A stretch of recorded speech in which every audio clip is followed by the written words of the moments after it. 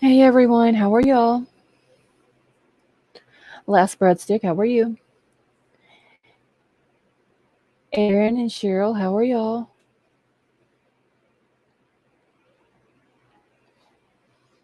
Hey doggone crazy, how are you?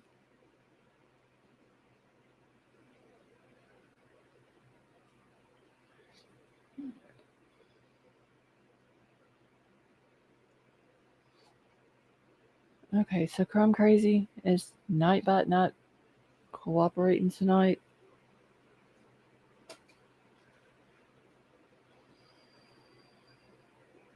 Hey Shells, how are you? Seventh row, how are you? Hey Wet Widow baby.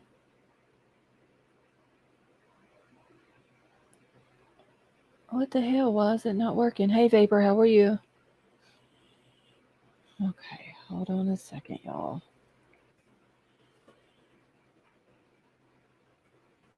American Princess, how are you? Hey Lights, how are you? Ashley B, how are you tonight? Alright, let's see what that one Nightbot real quick. I guess he thinks that he can just take the night off, or now he wants to. Hey, Michelle. Mom Bear, how are you? Oh, and thank you, Mom Bear. Appreciate that. Okay, let me. Email is at the top of the chat if anyone needs to get in touch with me. And it's going to be up there for a few minutes later. Um, Later on tonight, I'm going to post something else up there for everyone. I'm jumping over so I can go grab something real quick.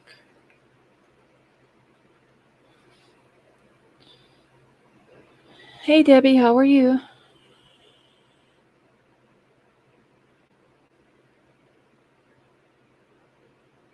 Okay.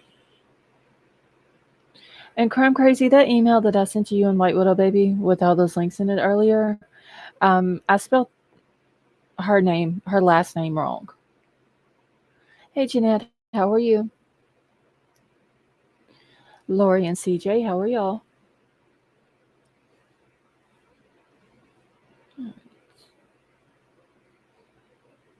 Hey, True Crime. Yorkie Mama, how are you?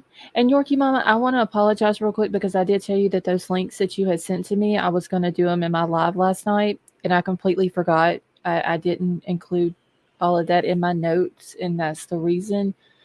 So I do want to apologize, but I'm fixing to go over those here in just a second.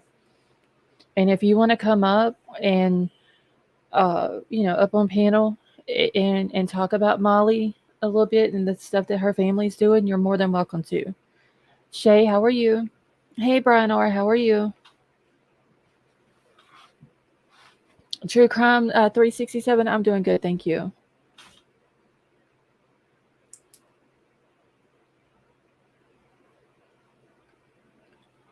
It's True Crime. I actually went live like 30 minutes late last night. 30 minutes later than what I usually do. And I ended up having to do it again tonight. And Yorkie Mommy, you're very welcome. Like I said, if you want to come up on panel, just let me know. Hold on one second, y'all.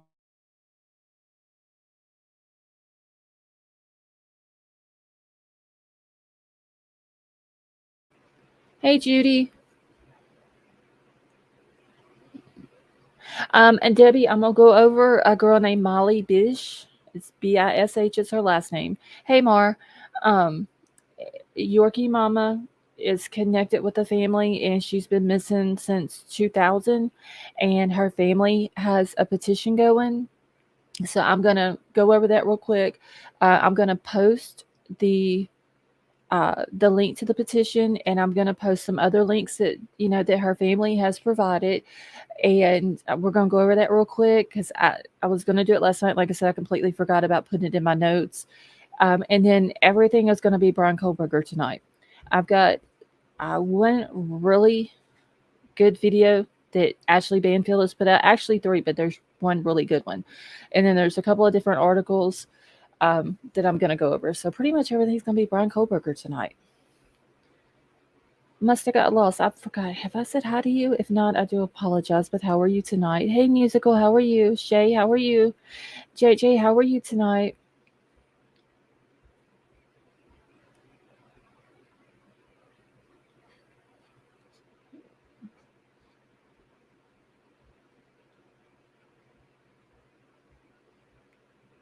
I can't believe I forgot it, y'all, to do Molly's stuff last night. But I completely forgot to put that in my notes. And y'all know that if I don't write something down, I forget about it. Hey, Simple Butterfly, how are you? Okay, let me unpin my email. If anyone in chat needs my email, um, just let me or one of the mods know and we'll drop the email in the chat because I'm fixing to go ahead and post Molly's petition and chat, and then I'm going to pin the link to the top. Oh, wait a minute. The link is too long. Oh, shit.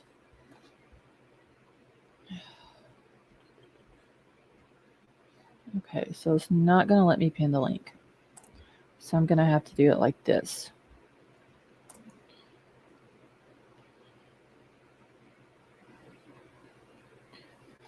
All right. I'm about to go. I'm fixing to go pin the link in my community page real quick.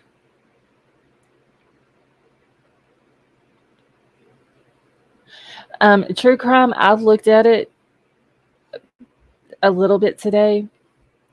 It was they were doing like an evidentiary hearing. They literally didn't even have the jury in there. Um, so I didn't even watch it.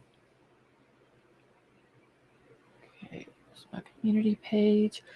Let's see. There's also a Molly Bish Foundation. Her parents started a foundation after Molly's. Yes, Yorkie Mama. I also have that I'm gonna post. Okay.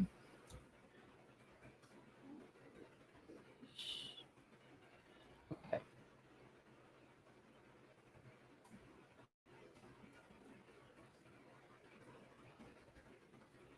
All right. I'm posting in my community tab right now the link. The link is too long for me to put it in the chat. So I've posted it on my community page. So if anyone wants to go look at that, Sinful Butterfly, it's Molly Bish.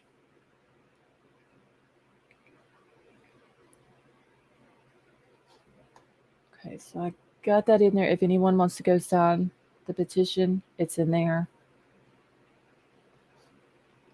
Hey, Werewolf Queen, how are you?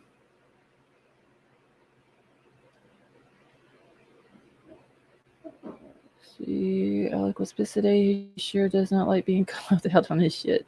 Hey, Gail, how are you?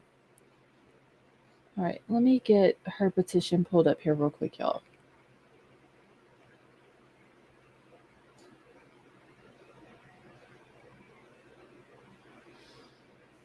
Okay, and they're trying to get to. Oh, wait, why can I? Okay, here we go. Her family is trying to get to 2,500 signatures. Currently, they have 2,248 signatures.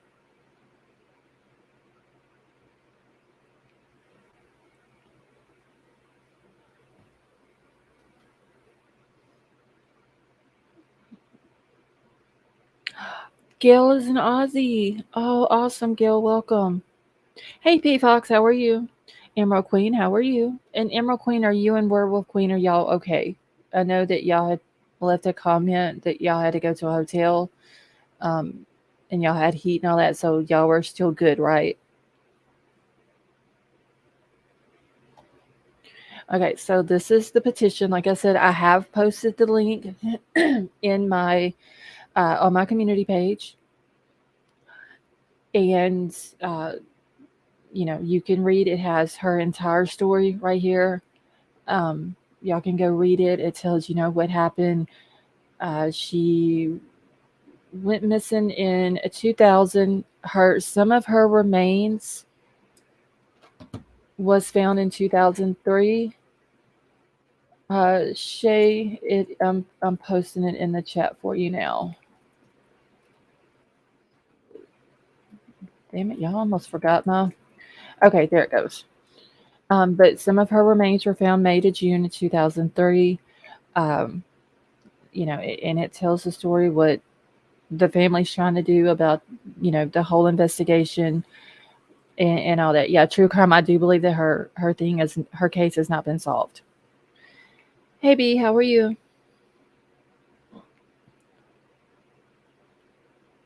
Jim J, how are you?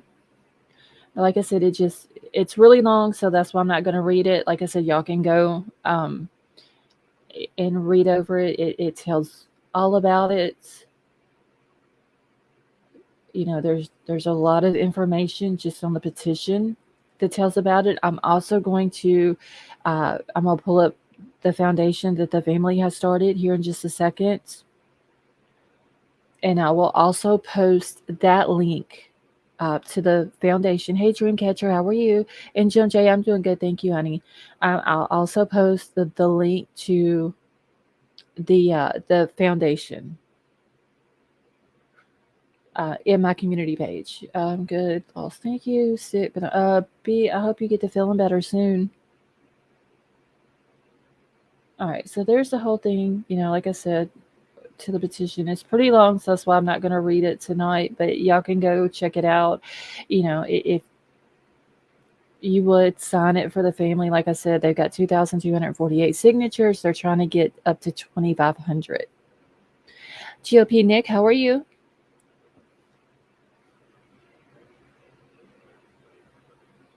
And if I can get some more information on Molly's case, we may try to go over it one night. All right, let me go grab the. Let's see.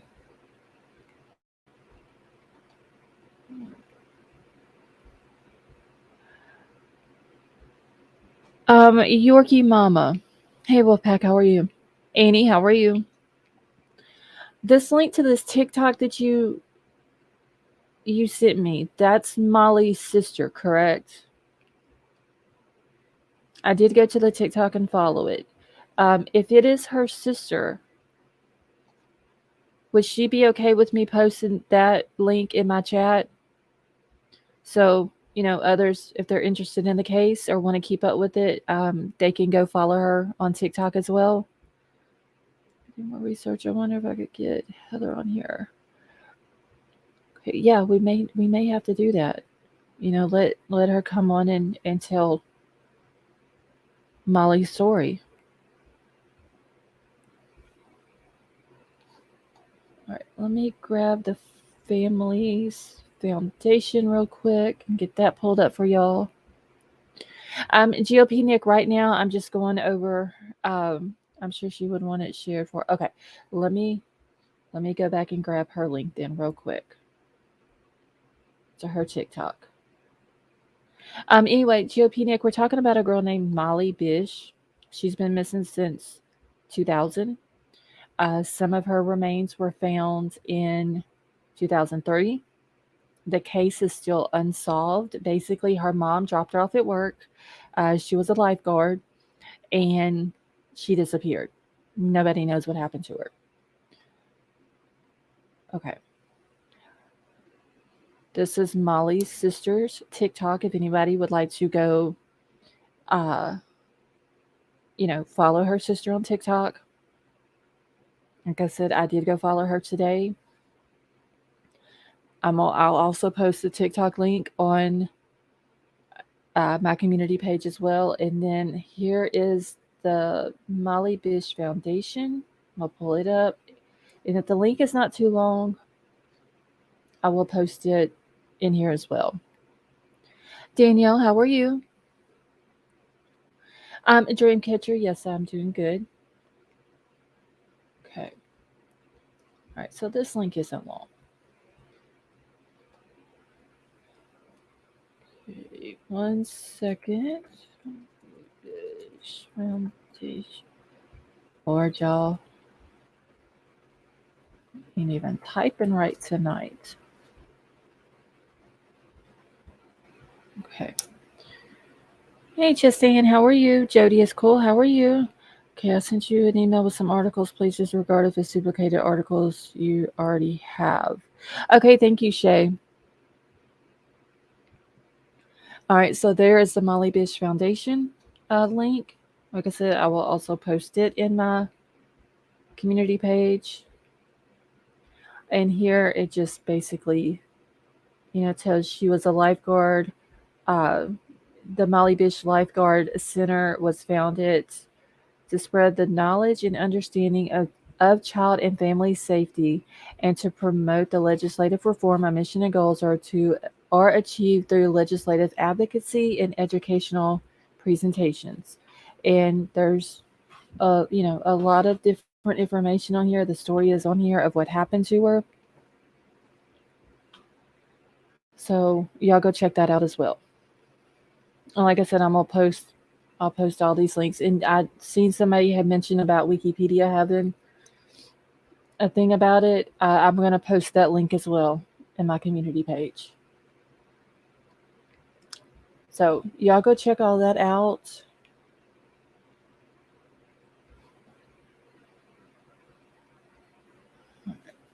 Hold on, gotta grab.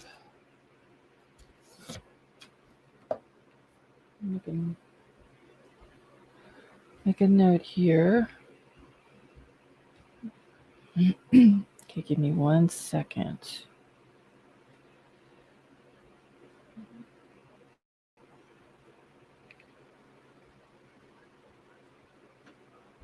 Okay. Let's see. I'm just making a note to remind myself to post the links on the community page after the live. All right. Okay, so yeah, like I said, I still got to do. I'm gonna do the Wikipedia one, the TikTok for her sister, and then I'll also post the foundation one. Teresa, how are you? Hey Scott, how are you? Okay. Sorry, trouble chatting. Had bad fall on ice and broke my glasses. Oh, just Anne, are you okay?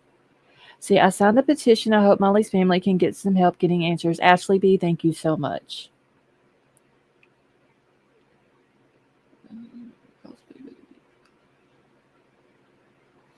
Okay.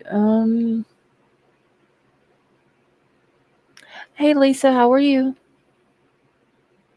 Okay, Chrome Crazy, who are we talking about contacting? I missed the conversation. She would set time. So contact my niece and she could pass the word on to Heather. Okay. Okay, Heather. All right. Tech Death, how are you? No, Tech Death, I haven't went over any of the details for Bryan. I was going over a family friend who has been missing since 2000 for that's she's a family friend of Yorkie Mama's. So we were going over that real quick, and I've posted the links. There is, anybody who's coming in new, there's links on my community page right now for the petition to sign. I will be posting uh, Molly Bish's sister Heather's TikTok link, um, the Wikipedia link, and the link to the Family Foundation. And I will do those 3 links after the live. Hey, Sima, how are you? All right. Let me get into Bryan Kohberger, y'all. Okay, so do y'all remember the other night when I read the article about the FBI losing Bryan and his dad on their way home? Lisa, you're very welcome, and we're happy to have you here with us. They lost him for like, was it 14 hours? They were scrambling trying to find him. They were, watching the plate readers to see if he was going to pop up somewhere and all this and that. And finally, a plate reader in Loma, Colorado, read his plate and they knew then where he was at. Well, now the FBI they're denying that they lost him, y'all.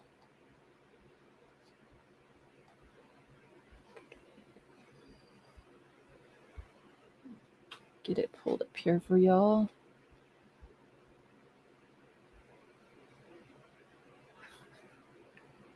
I don't know if they really did or not. They're claiming that people are sending out wrong information to the media, and they are just completely denying that they lost him. Okay, so it says the FBI denies losing murder suspect Bryan Kohberger during cross country, uh, and it says follow. I guess they cut their title off. All right, and it says the FBI on Thursday denied losing Bryan Kohberger during a 3-day cross-country trip before his arrest in the high-profile murders of the 4 University of Idaho students. True crime author Howard Blum, which is the dude who writes on Airmail, he did the 2-part story about the case of Rosie for Rivets. How are you? Hey, Brian, how are you? American Princess, yes, it is. Okay, hold on one second. Let me see who this is texting me.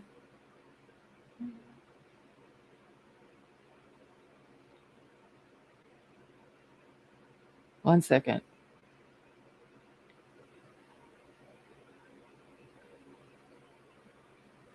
Okay.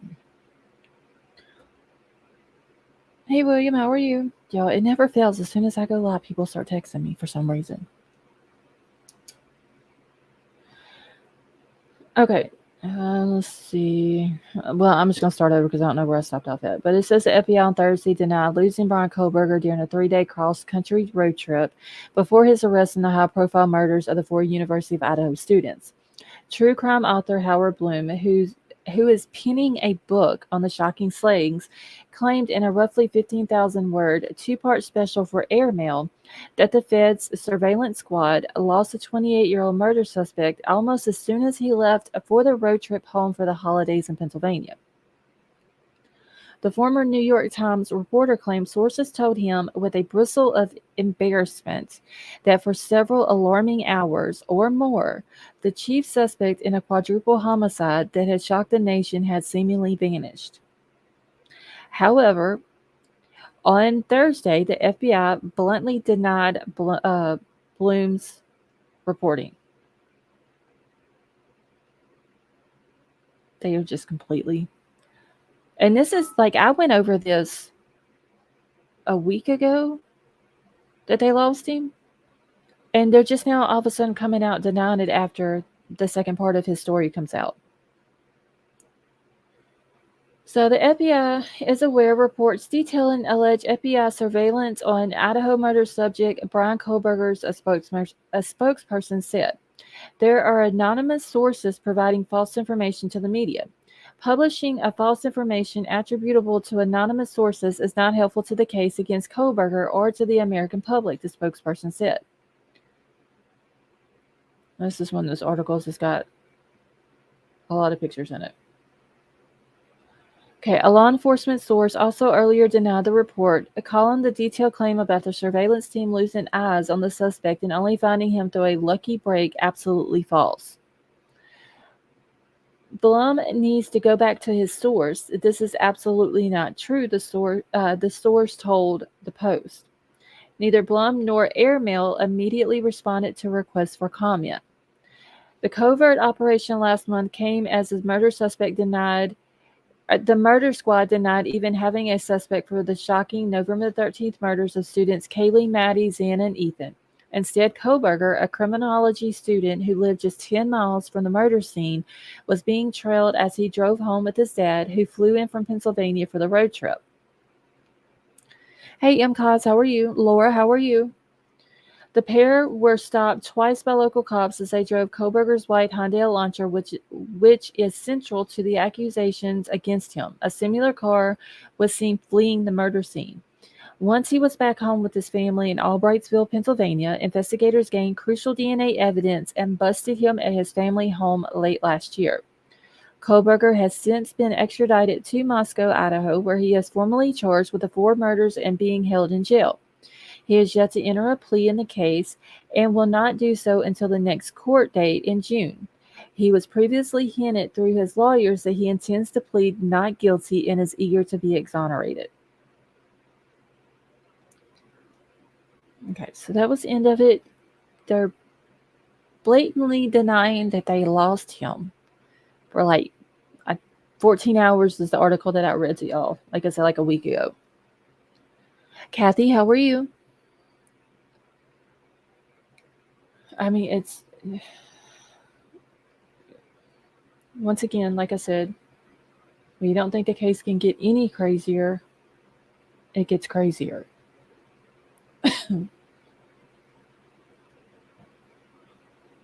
I mean, if they lost him, why not just admit, yeah, he left. We didn't know he left. And, you know, we caught back up to him. Just like whoever the source is telling the media, that's what happened. He left. They didn't know he left. It was even said in the article that I read to y'all last week that it was his dad's idea to end up leaving early that morning on December the 13th. I mean, I know they're not going to admit it, but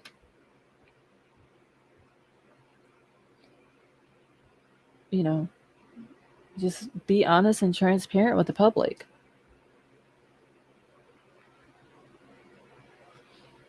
Okay. So I'm sure those details, hopefully, whichever one is the truth, either they did lose him or they didn't lose him, will come out as well. Okay, it's hard to keep up with other. Heck, I know. That's like today. I was looking through some stuff, and there was another article that came out that Bryan had been seen multiple times before the murder on the University of Idaho campus at the Student Union building. So I went in, Googled what the Student Union building is, because in the article, and I'm going to read it here in just a second, there was two different girls that had talked to, uh, I believe it's people.com, that put the story out. But doesn't it make sense to leave early in the morning? Yes.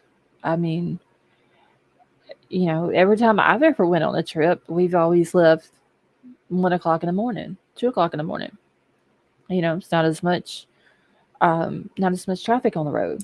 Make better time if you're traveling, at night or early morning.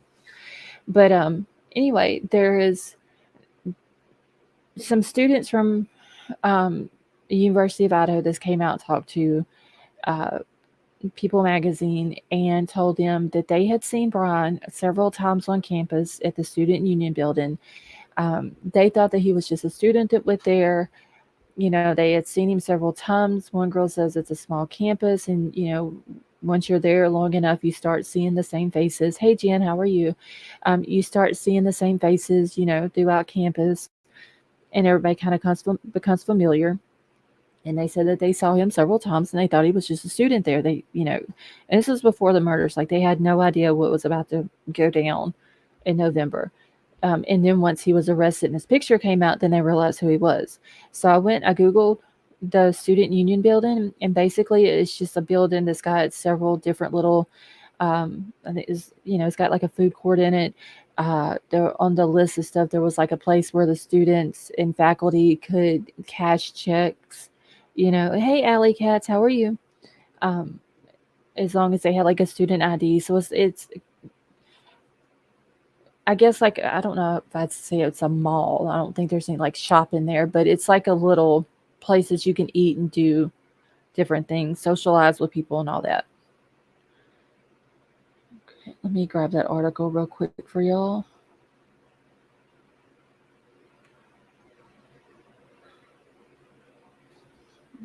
Okay. But I thought it was very interesting. If it is true that he has been on that campus, could he have seen any of the girls there? Um, while he was on campus, Kaylee was there during that time. This is before she finished up her semester. Um, could he have seen either her, Maddie, or Xana there and been watching them while he was there? Not just watching them at the house, but watching them while they were on campus too. Okay, so they denied losing him, yet they denied even trolling him to begin with. Oh, and Shells, let's not forget that they did not ask the Indiana State Police to stop him, and they did not ask that county that he was in, the county sheriff. I don't know what county it was in Indiana that also pulled him over, but they did not ask them to do that either. So whether they did or they didn't, they're completely denying everything.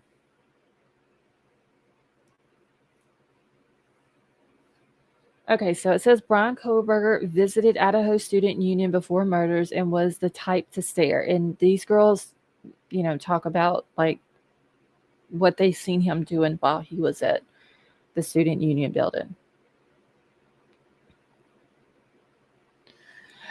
Millennials, I'm sure he went there. He was,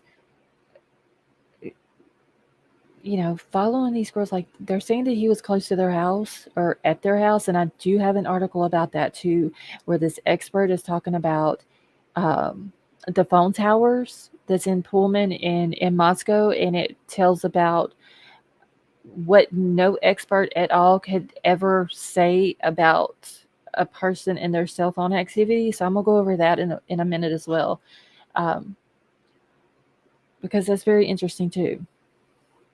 But it wouldn't surprise me if it's true that he was on the campus also watching them. Okay, thank you, Emerald Queen. I'll check it in just a second. Okay, so it says students say that Brian Kohberger, who attended another university as a grad student, was occasionally seen on campus during the fall 2022 semester. I don't even like looking at him, y'all. Um, so if there's a picture of him and I just scroll past it, that's why. I don't even like looking at him. He did a tweet on the time between the two Indiana stops. She believes that it was in the minutes. Crime Crazy didn't Sleuthy in that tweet, if I'm not mistaken, wasn't it like several hours that she put in the what was it, like one was 10 something in the morning and the other one was like 3 something in the afternoon, the stops.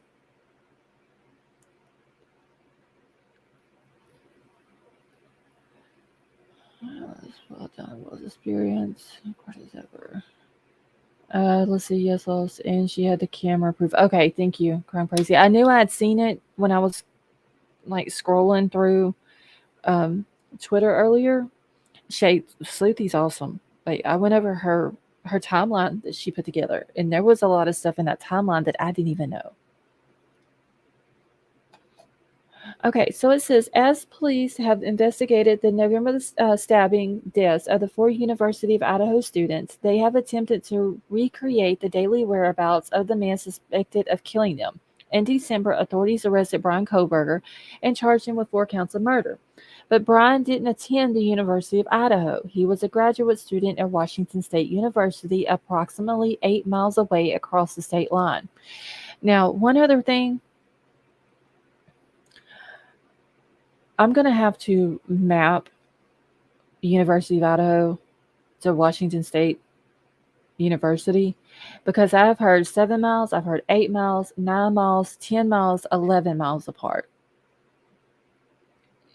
It seems like every different thing that we read, they have a different mileage, of how far apart they are. And I know it's not a big deal because they're super close, but it's just the fact of, um, you know, having the consistent information.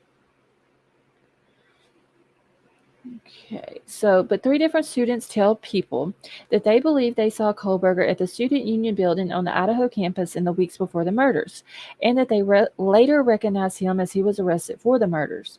It was really early in the semester, recalls Chelsea, a sophomore at the University of Idaho. He was at the food court of the Student Union drinking water, and he sat by himself. He was the type to stare, she continues. He wouldn't look away if you caught him staring. That's like freaky as hell. You know how like you catch somebody staring at you and you kind of like make eye contact with them and then they'll, like turn their head, move their eyes, quit staring at you or whatever. She's saying that he didn't do that. Almost like somebody staring a hole through you. Oh, hold on 1 second. I'll be in and out on phone info on the Chinese. Yes, Fern, keep us updated on that, please, if you don't mind.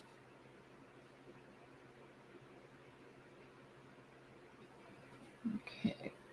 So she said that he was the type to stare, she continues. He wouldn't look away if you caught him staring, like he wanted you to notice that he was looking at you. He didn't smile, didn't nod, didn't say anything, just stared. That's that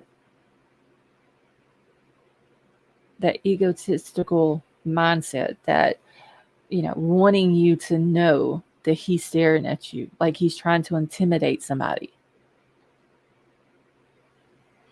I told my friend not to be suspicious, but to look at him because the eye contact was making me uncomfortable, she continues. It was so weird that we ended up leaving and eating outside because we wanted to get away from him. Another student tells People that she saw Kohberger frequently enough around campus that she assumed that he was a student at the University of Idaho. It's not a huge school, it's like a small town, she says. So you start seeing the same faces again and again. They become familiar. Like you know what you've seen them like you know that you've seen them in class or around campus. I definitely saw him more than once. He was just really quiet and really intense staring. He made me uncomfortable. So that's what this dude likes to do. If this is true and what these girls are saying is absolutely true. The Louisiana girl, how are you? Hey, Mrs. Kelly. He is staring at these girls, trying to intimidate them. Martin, how are you? Back in my days, it was 15 miles from WSU to U of I, but since then, new roads have been put in and greatly shortened the distance. Okay, thank you for that. I'm gonna have to map it though, because like I said, every article that I read is like a different mileage. Even though it's not a big deal, it's just the consistency. So Madison, Kaylee, Xana, and Ethan were all stabbed to death in an off-campus rental home in Moscow, Idaho on the 13th of November. A masked intruder entered the home, killed the four students with a fixed-blade knife. More than a month later, authorities arrested Kohberger, a 28-year-old graduate student and teaching assistant at Washington State University, and he was charged with 4 counts of murder and 1 count of felony burglary. Kohberger was arrested at his parents' Pennsylvania home on December 30th. According to the probable cause affidavit obtained by People, one of the victim's surviving roommates said that she saw the killer. The roommate described a figure clad in black clothing and a mask who walked past her as the person left the crime scene. The affidavit also alleged that Kohberger was linked to the crime scene from DNA and cell phone pings. While authorities did not confirm these particular sightings, a law enforcement source told People last month that they believe Kohberger spent some time on the University of Idaho campus. The sightings have unnerved the school community, including the parents of students. Whether or not Kohberger is guilty of killing these kids, there's something wrong if a grown man who isn't a student can just wander around campus. There goes that wander word again, y'all. Hey, Tammy, how are you? Says Mar Sampson, whose daughter was a student last semester. Everybody needs to be really aware of their surroundings and should feel free to speak up if someone makes them uncomfortable. The University of Idaho did not immediately return a call for comment, and Kohberger has not yet entered a plea. His next hearing isn't until June 26th, and his attorney has not returned People's messages for comments. I mean, they're not going to get back to anybody, whether it's a magazine, a news company, a YouTuber. Like, they're not going to get back to anybody. They can't speak on it. There's a gag order. I get that maybe if they send in for a comment or something like that, then once the gag order is lifted, then maybe they'll start talking, but I doubt they will. But I thought that was interesting. He's sitting there. If this is a case, he's literally uh he's sitting here trying to intimidate these women.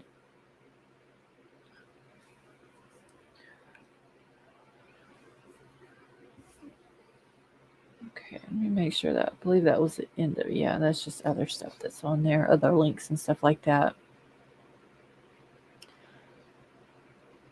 Okay, this case gets crazier and crazier by the day. Yes, it is. And I was fixing to ask y'all if y'all had seen something else, and it's completely slipped my mind. They could have shut it down. What was everyone doing? Oh, y'all are talking about the balloon. Okay. But yeah, that is creepy.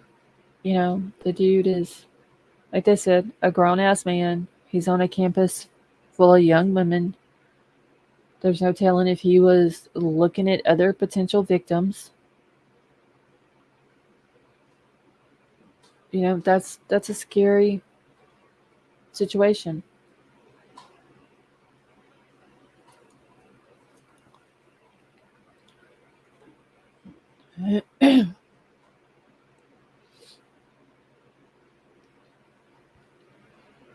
Okay. Bryan, you're printing out the affidavit.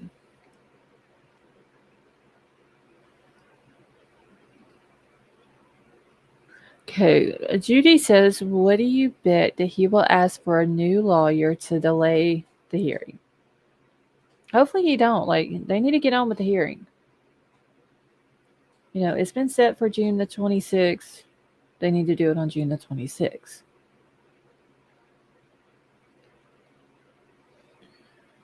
Okay, I gotta find this other one real quick. So there's so much stuff in there that we really do not know because we got the hot. Now, Bryan, I know that like everything that's in that affidavit, they only did just enough to get their arrest warrant. Claire, how are you?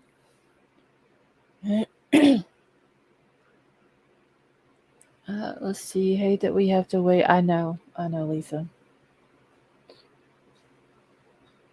But I mean, honestly, I would rather wait until the end of June and then instead of them pushing it back further. Let's see. Tammy C, you think Ann Taylor's gonna step down?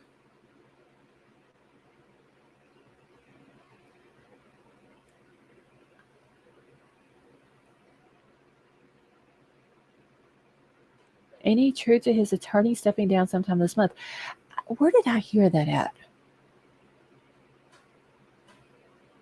I want to say y'all, but I can't remember for sure. But I want to say that I heard that came from a card reader. That there was supposed to be, like, she was going to step down and there was going to be a new attorney. I want to say that's where I heard that at. But I could be wrong. But I did hear that somewhere. But I don't think she is. I mean, like I said last night, if they can move a court to a different city and a state, like Lori Vallow stuff, they moved it to Boise. If they can do a change of venue, they can do a change of an attorney. And they can bring in an attorney who is qualified for a death penalty case. Hey, Sifa. Um, they can get an attorney, a public defender who is qualified for a death penalty case from a different part of the state. Let's see. How do you think he entered exactly? And do you think he was already inside the house waiting? I think he went through the back door. I think that whenever the car, possibly first or second time it went up to the house, and they're saying that there was like 3 times it made a pass by the house, and then like the 4th time was at 404. I think that there was somebody else driving the car, and they dropped him off. I totally think they are using her to wait to the end to stall again. I hope not.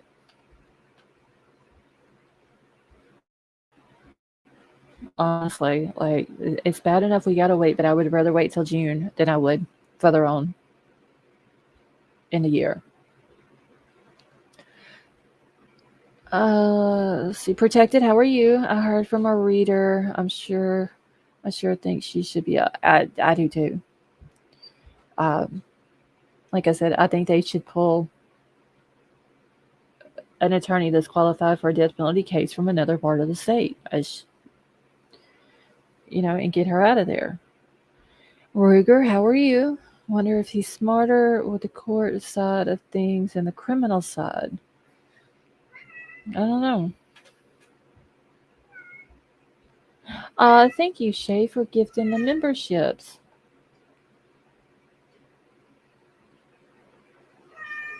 That was very nice of you. Thank you.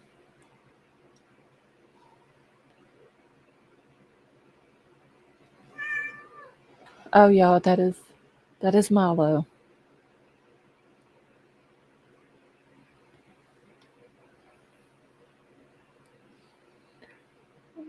Valerie, how are you?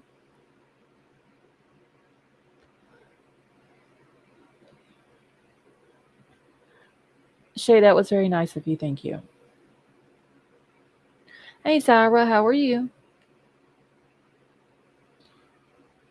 Yeah, Sifa, he's fine. He's just being a baby right now. He's getting all the attention, and he's just eating the attention up like he wasn't getting enough attention before.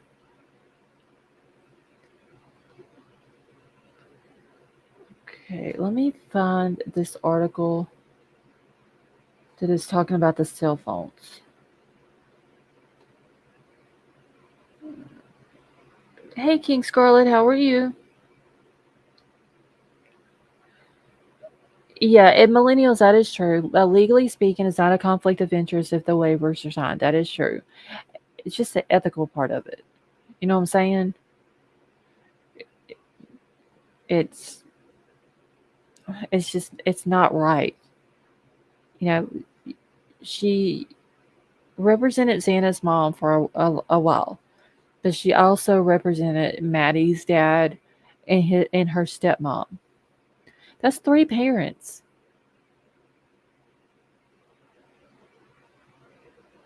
You know, two different kids, parents. That's you know that's she doesn't need to be on there defending a person who is accused of murdering their kids. I get the legality part of it, like it's not a conflict. It's just the moral part of it. I think that's what bothers me the most. Oh, y'all know what? I did not include that damn link in this email. Son of a bitch. Let me see if I can find this real quick.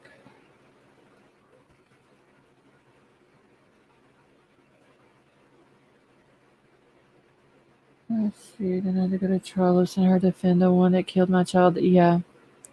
I mean, because just think, when this goes to trial, like Dreamcatcher's saying, she defended Maddie's dad and stepmom. Okay.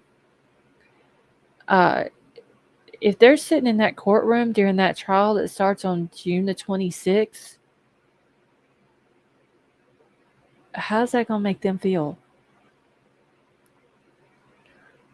That they're watching their this attorney that has represented them, knows stuff about them. Uh, it's like, how do you think that's going to make them feel? Okay, 1 second, y'all. I've got to find this link because I did not put it. I think this is it right here. I didn't put it in my email.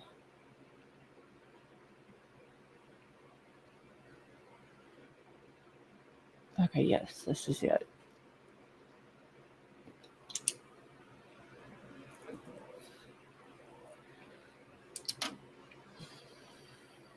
Okay. It's been one of those days, y'all. Because usually what I do is when I'm looking for my stuff, hey Mandy, how are you? Um, when I'm looking for my stuff, if it's like an article or even a video, I always take the link, email it to myself, and just go through my email. And it's so much easier to keep up with it like that. But it's been that kind of day where I emailed myself, but didn't include the link to the article.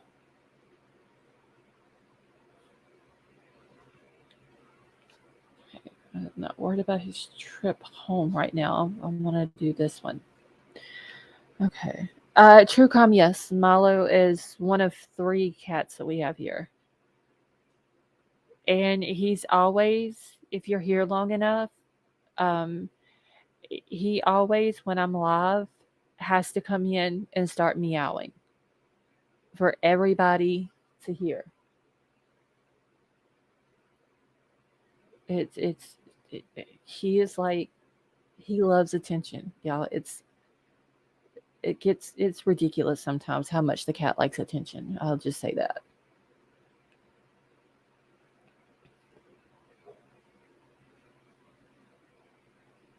White widow baby, that's exactly what he's doing. Like he knows that he's got people on here that like him and like to hear him, and every single time it never fails. When I'm live, he has to come in and say hi to everybody. Um, Tammy, she was arrested January the 31st.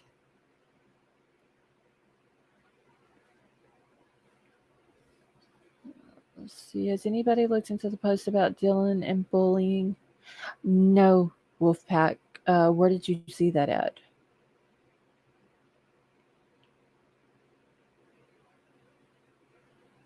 Brian, he does.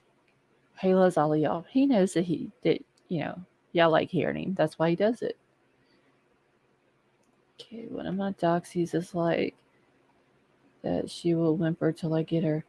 Oh, Milo doesn't understand personal space. Yeah, like how you have your little personal bubble. Yeah, Milo doesn't respect the personal bubble. Like Beavis, he'll come let you rub on him for a few minutes, and then he's done. He goes and gets in his spot that he sleeps, and he goes to sleep. Fuzzy Butt, he likes to be loved on, but it's only on his terms. Milo is just like, yeah, I just want all the attention. He's actually laying on the heating pad right now. Like that's how spoiled this cat is. He's got his own heating pad. Okay, so this is from the Idaho Statesman. I've actually read a few of their articles. They actually have some really good stuff. And it says, what do cell phone records say about Bryan Kohberger's location? And this is an expert that uh, is explaining all this about the cell phone towers and all that around Moscow and Pullman. Like little baby, he really does. I'm gonna do an Instagram for Milo, y'all. That way y'all can see all of his shenanigans that go on around here during the day. Okay. So it says Idaho authorities have alleged that Bryan Kohberger's cell phone records showed that he was in Moscow area less than an hour after the University of Idaho students were stabbed to death in an off-campus house, and that he visited the coverage area of the home 12 times before the homicides. But telecommunications experts and former electrical engineer Ben Levitin, I'm not sure if I'm saying that name correctly, who has analyzed cell phone data for the well-known Aiden Seed case featured in the Serial podcast, told the Idaho Statesman that while cell phone records can provide someone's estimated location, they can't pinpoint an individual's exact location. King Scarlet, no, he is actually solid white. He's solid white. He's got a little bit of orange, very light color orange on his ears, a little bit of orange on his face. It's very, very light color. Hey, Tracy, how are you? And he's got a little bit of the orange stripes on his tail, but he's considered an all white cat. And my son actually told me what type of cat those are called. The orange with white with, I guess, orange uh, face and all that is some kind of, I forgot what he called it. Yeah, more pit bulls are like that too. Most solid white pit bulls are deaf. All right, so Kohberger, the 28-year-old former grad student, is charged with the 4 counts of first-degree murder of seniors Maddie of Coeur d'Alene and Kaylee Gonzalez of Rotherham, and then junior Xena Kernodle, 20 of Post Falls, freshman Ethan Chapin, 20 of Mount Vernon, Washington. In the 18-page probable cause affidavit, which most only that don't even make sense, which most only be detailed enough to give law enforcement the authority to make an arrest, not support a conviction. Police said that they used DNA evidence, surveillance footage, and vehicle records to hone in on the former Washington State University graduate student. The statesman spoke with Levitin to ask about law enforcement agencies' use of cell phone records in a criminal investigation. So it says, was Kohberger near King Road home before the stabbings? So in the affidavit, the Moscow Police Department alleged that Kohberger used his cell phone in the coverage area of the King Road home at least 12 times before the November stabbings. But Levitin said that typical cell phone tower covers an area of 12 square miles. Someone could be miles away from the nearest cell tower, and Moscow is roughly a 3 by 5 mile town. So it's not really that big of a town. All right, you need me to slow the chat? Okay, 1 second. Give me just 1 second, y'all. Let me slow the chat down, and then I'll get back to reading this.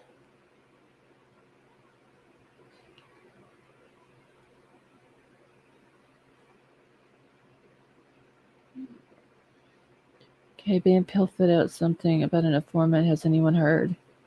Tater Tot, I haven't seen that one. It wasn't about an informant. She has a source that she has talked to that has given her information about the victims that I'm going to play tonight. It actually came out not long before I went live.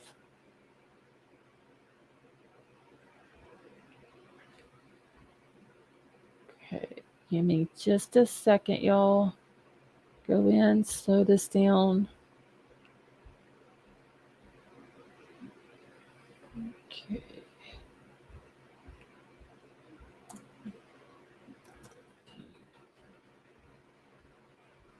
Okay, mods, if y'all need me to slow it down slower than that, just let me know. Hey, Sharon, how are you?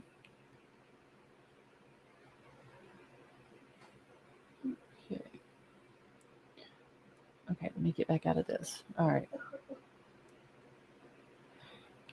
Okay, it says that you cannot pinpoint a person, Levitin said about cell phone records. There's no chance any expert in the world can tell you where that person is located. Hey, banker guy. Levitin added that the nearest cell tower to the King Road home covers an area of 27.3 square miles. So that's the same size as nearly 14,000 football fields. Moscow police said Kohberger's historical phone records were pulled to determine whether Kohberger stalked any of the victims before the stabbings. Levitin said that if authorities during the court proceedings try to show that Kohberger visited the home 12 times, they will be wrong and could damage their case. And then this is a picture in this Paradise Creek cell tower. That's the one, if y'all remember, when Big Al was in here that night. He had actually looked up. I believe he said there was 3 cell towers. And how they were, it was like, I believe 3 going from north to south, 3 in a row. And the Paradise Creek one was the one that was closest, that he had told me about. And that was several, probably, I don't know, 2 weeks ago maybe, when he was in here.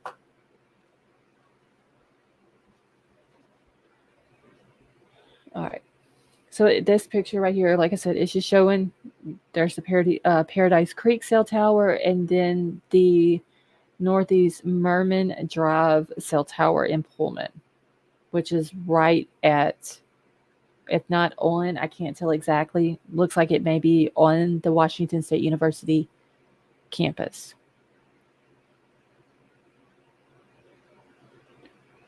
Okay. Hey, Rogue Mama, how are you? All right, so it says Levitin said that authorities could definitely use cell phone records to tell whether a person is traveling if the individual is using their cell phone because if as someone moves throughout the area, the cell phone transfers from one cell tower to the next as it goes into the next cell range. The affidavit alleged that Kohberger traveled from Blaine, Idaho, which is just south of Moscow, to Pullman from 4:50 a.m. to roughly 5:30 a.m., roughly 35 to 50 minutes after the stabbings occurred. She said, Levitin said that they can't get that wrong. The cell records, police say, match up with the Washington State University surveillance footage that showed a white Hyundai Elantra, the same car model that Kohberger owned, traveling through the Pullman campus. Kohberger's cell records never showed him traveling to Moscow on the night of the homicides, and the affidavit alleged that he attempted to conceal his location during the quadruple homicide because his cell phone wasn't showing up on the network from 2:47 a.m. to 4:48 a.m. Hold on. Okay. I was looking at something in another paragraph. Police in the affidavit said that the phone not reporting to the network could mean that it was in airplane mode, turned off, or in an area without service. Levitin said that it is impossible to know for sure that Kohberger turned his phone off unless someone called Kohberger during that 2 hour period, and the call record showed that his phone went straight to voicemail. He added that if someone's phone isn't showing up on the network, all it means is that they didn't receive any calls or texts or use any apps during that time period. Okay, in this cell tower right here,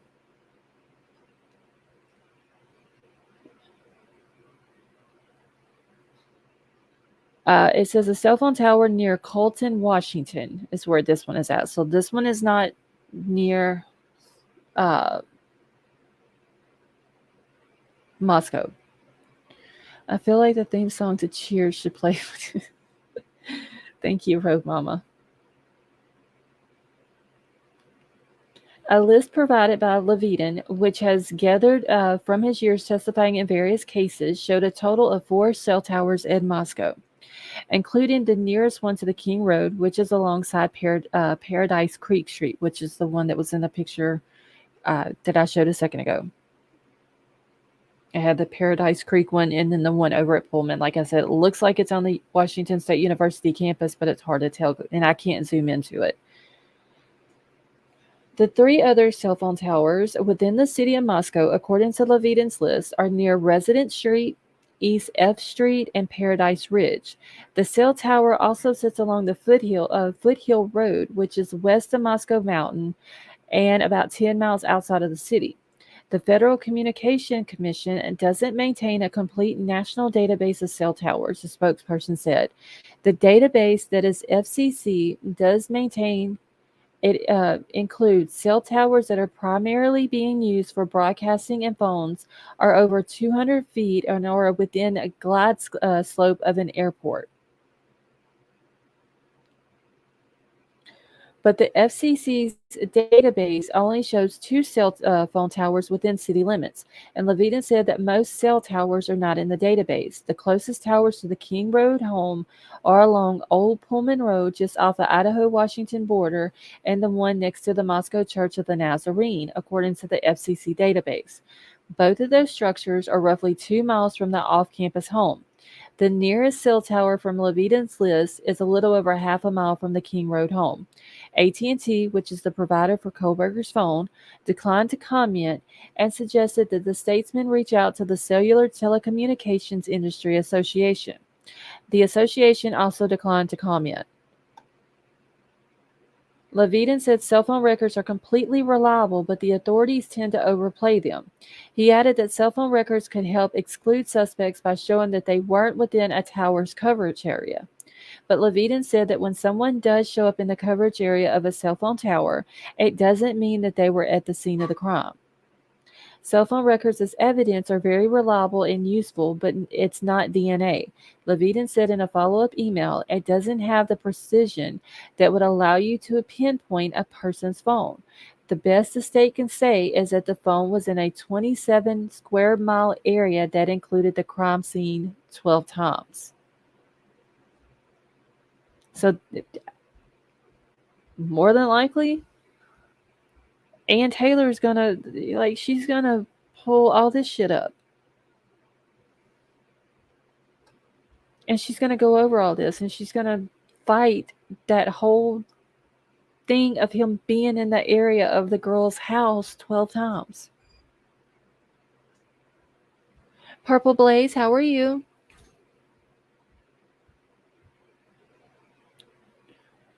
Okay, it says on the PCA that they received all phone records and GPS from AT&T and they have his phone, right?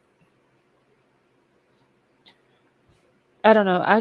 Y'all, I honestly, I hope that the state has something that's going to stick with this dude. Seriously. Because if he's the one who did this, like, his ass needs to be in jail. Or in prison. I'm sorry. Prison, like, for life. Hey, Speculation, how are you? Yeah, so I hope that the state has enough for a conviction.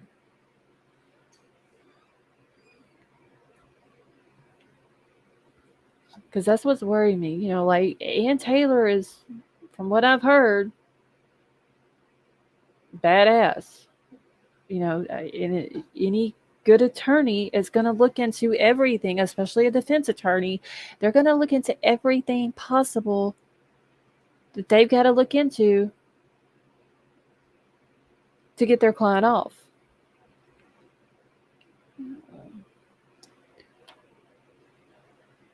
So I just hope and pray that whatever they got puts him away. Hey, Andrew, how are you? 1 second, y'all.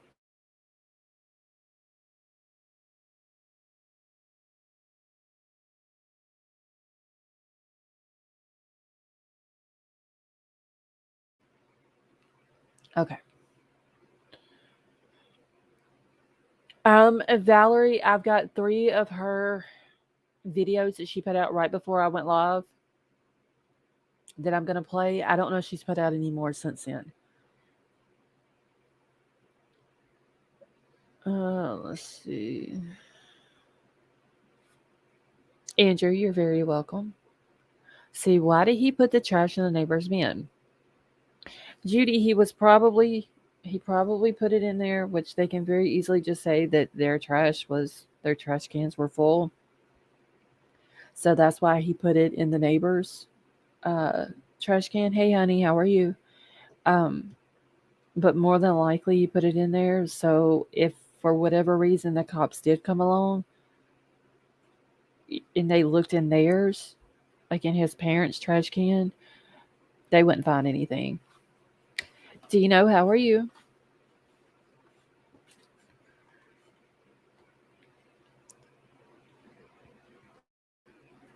I'm not convinced he acted alone. Tater Tot, it just seems just it seems more logical, and I could be completely wrong, but it seems like that there was somebody might have been driving the car that night, and that's the reason why they kept passing by the house. Was coming back to see if he was, if he was out there waiting. Hey, Vaughn, how are you? I think what happened in that house, I think was completely on him. I don't think anybody helped him do what happened inside. I think it was more of him just having someone to help him get away from the area and maybe someone helping him to plan it, honestly. But I think other than that, he acted completely alone inside that house.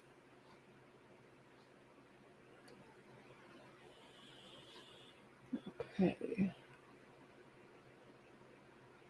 All right, 1 second. Y'all, I'm fixing to go grab this video. And like, yeah, I mean, like I said, I could be completely wrong. he might not have had anybody. It might have been him, in the car by himself, and he was just passing through back and forth, back and forth. But I kind of think in a way also that maybe someone was in there.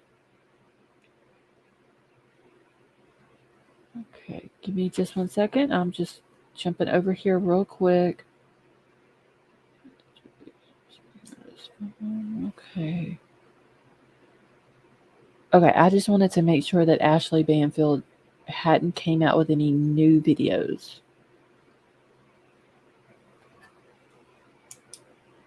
Okay. I gotta find the first one that I want to play. Okay, and I'm gonna tell y'all now there's gonna need to be a trigger warning on this mods, on this first video that I'm fixing to play.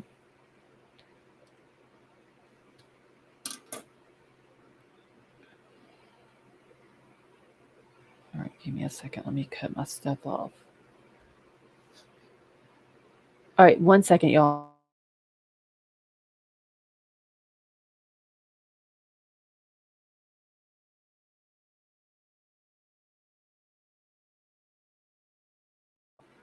Okay.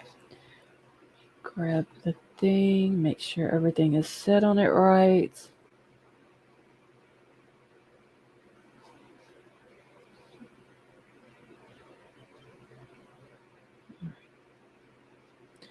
Let's see, if it's him, I hope he gets convicted, but I feel like there is something going on that doesn't include him.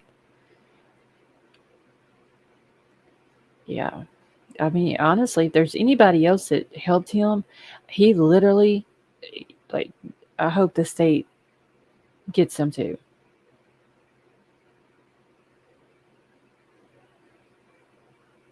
Ashley, but my mom and I feeling like, yeah, Ashley Banfield's cool. She's really good. My favorite out of all of them is still Bryan, though. Like, I've followed Bryan since the Gabby Petito case.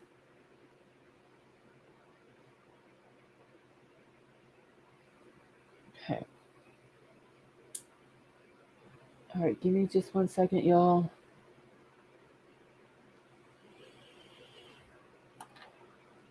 All right, and while this is playing, I'm gonna mute out. It's like 6 minutes.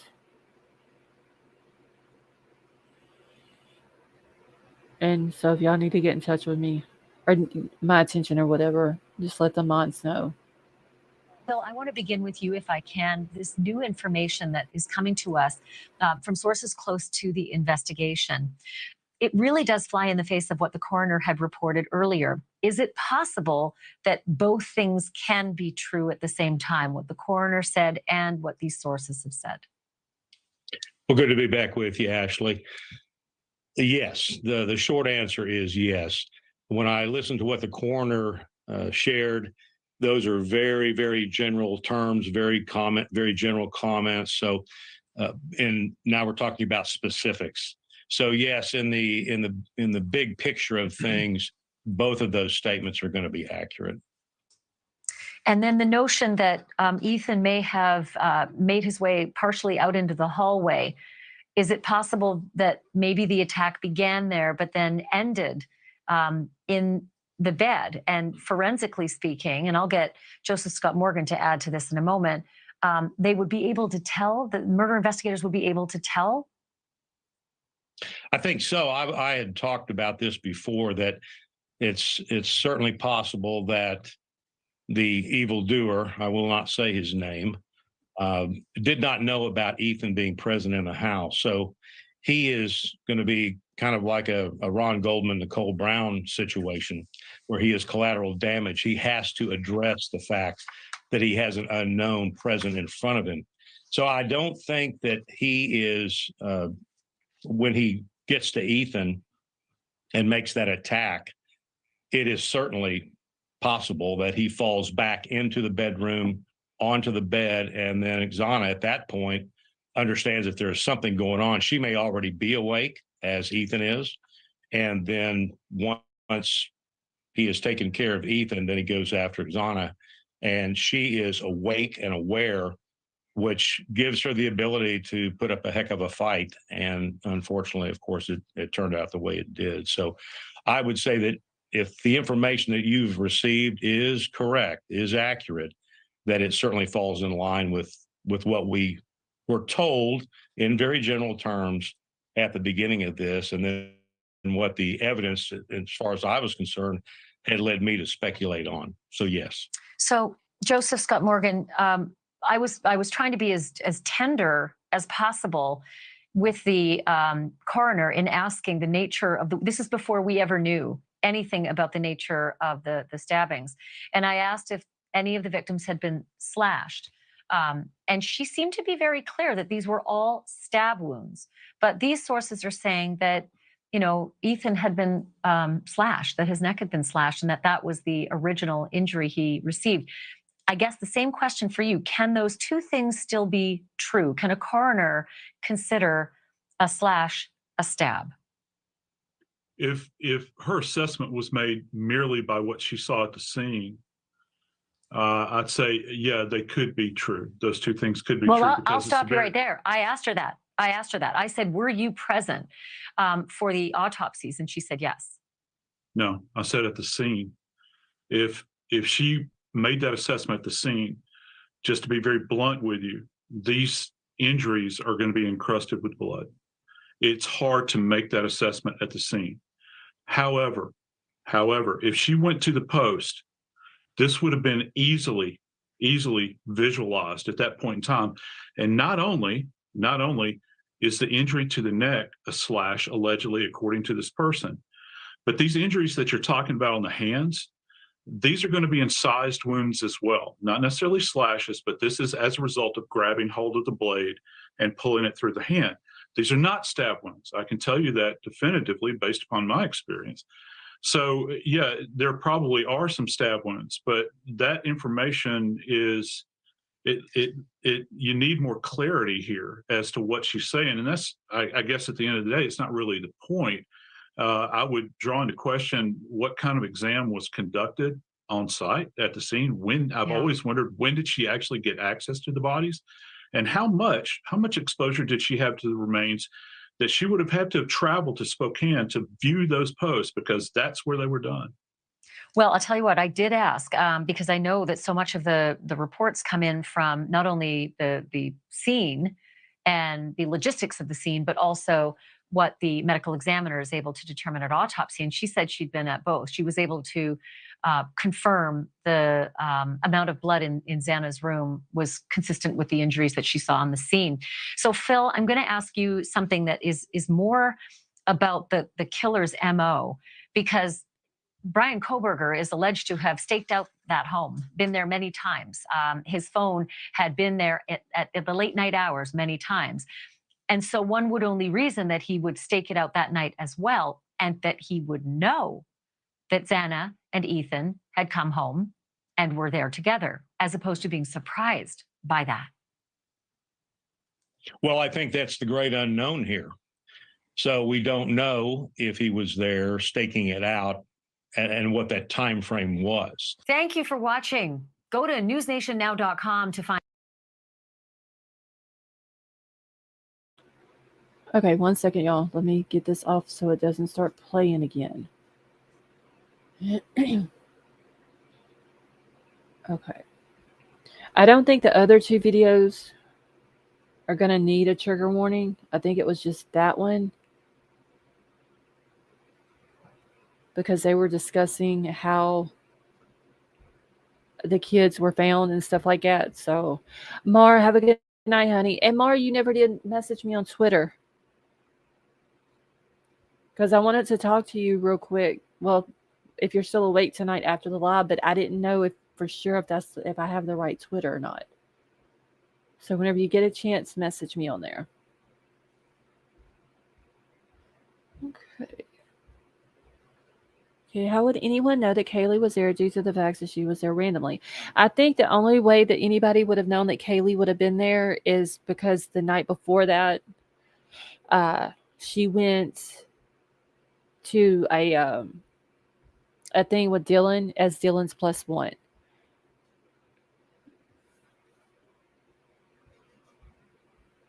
So I'm sure a lot of people saw her. I'm sure, people at the corner club probably knew her.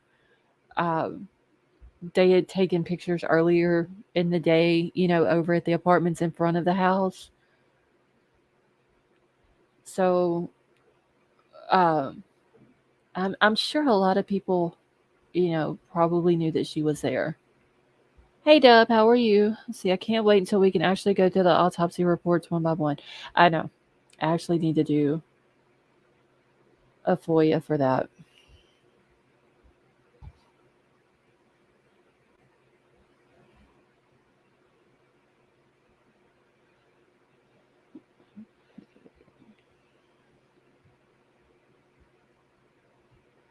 All right, and mods, do I need to slow the chat down again before I start this next video? Deetra, the whole damn thing is like uh, it's just all this new stuff that's coming out. You know, not from just law enforcement and stuff like that, obviously, because there is the gag order. It's just all this other stuff that's coming out. Okay, let me go slow it down real quick. Because I see y'all saying hi to people, and I'm not even catching them coming in. So I know if I'm not, y'all are not either. Jessica Lynn, how are you? Let's post picture or location, anything about her being in town or any way he could have seen them together. Um, I mean, there was the picture that was taken at the apartments in front of them. Like, it's the one that has all the kids in it. Kaylee did post that picture. Okay, hold on. I'm trying to get into the studio right now. 1 second, y'all. Okay.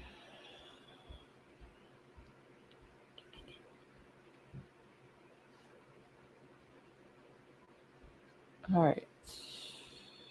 Okay. Here we go. All right. I slowed it down a little bit more. Okay. So hopefully I'll be able to keep up with everybody as well. And if somebody's came in that I haven't spoke to, I do apologize. But thank you so much for coming and hanging out with us tonight. Hey Sandra, how are you? See, been in the hospital, had a stroke. Oh, Sandra, I'm so sorry. Stroke is why I've been gone. Y'all keep Sandra Sanders in your prayers, please.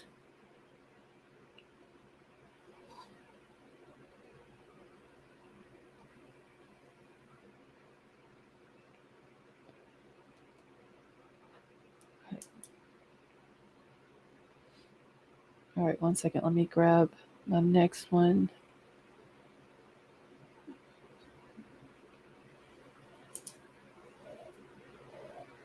All right. Let's see.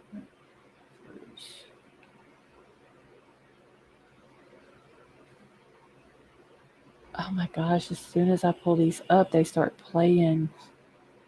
I don't want that.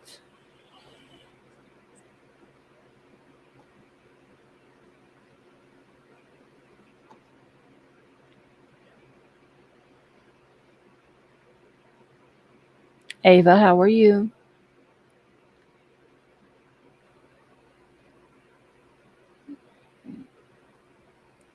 Hey, Anne Marie, how are you? Vivian, how are you tonight?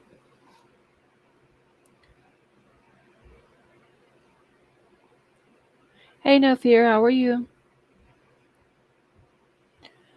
Ava, I'm doing good, thank you. Okay, y'all. I'm getting it pulled up here.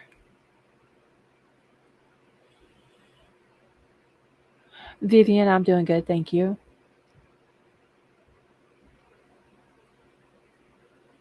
Yeah, while I'm getting this video pulled up, y'all, if y'all haven't done so already, please go over and hit the thumbs up.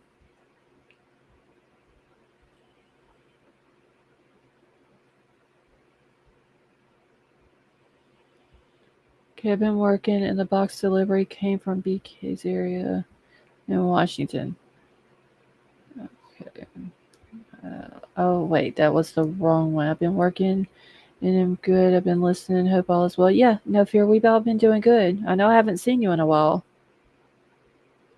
Jack in the Box delivery came from. Okay, yeah. I literally just like messed those two comments up. Hey, Moonville, how are you? Stone Gator, how are you tonight? Lawnmower Man, no, I'm not doing any Murdoch stuff tonight. Like I said earlier, I put when I was able to sit down for a second to even watch any of the trial, they were doing like some type of evidentiary hearing with an attorney that Murdoch had worked with before on a case, and they didn't have the jury in there. Wasn't really much to it. Basically, just if they're going to enter that stuff into evidence, and so I didn't watch it. I just went back to trying to find what was going on with Bryan stuff.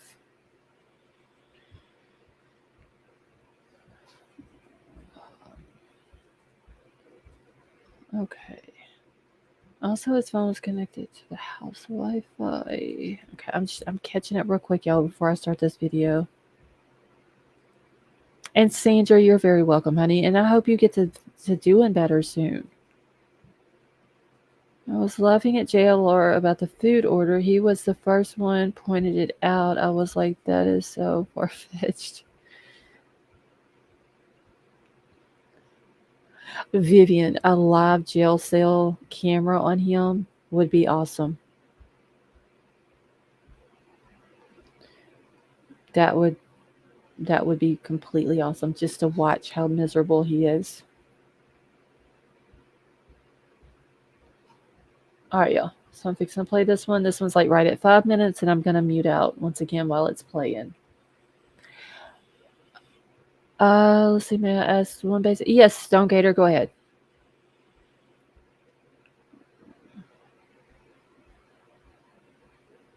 All right, I'm going to wait for Stone Gator's question real quick.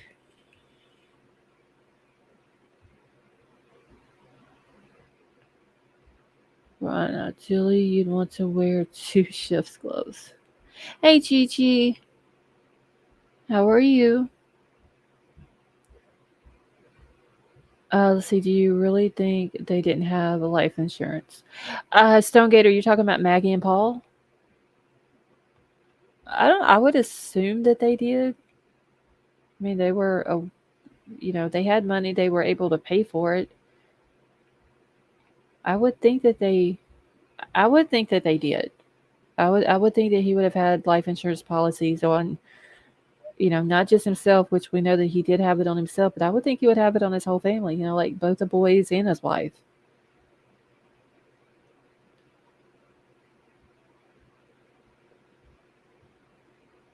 Okay, they said no. I'll see 7th row. I missed that part. So they said that there was no life insurance. So why wouldn't he have life insurance on his wife and son?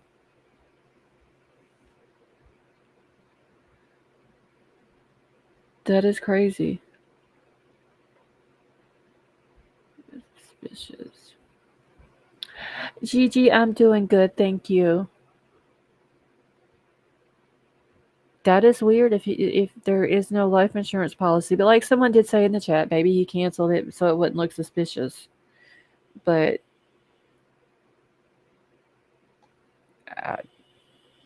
that's crazy that he didn't have it on them. Okay, they said it no financial gain in the murders. Now, I think the only thing that he was trying to gain by them two getting murdered was sympathy from the community. I think that, that's what he was trying to gain. All right, so let me get this video going for y'all. The public defender, Ann Taylor, is still on Bryan Kohberger's case. She has not recused herself, and she is back in the news again tonight.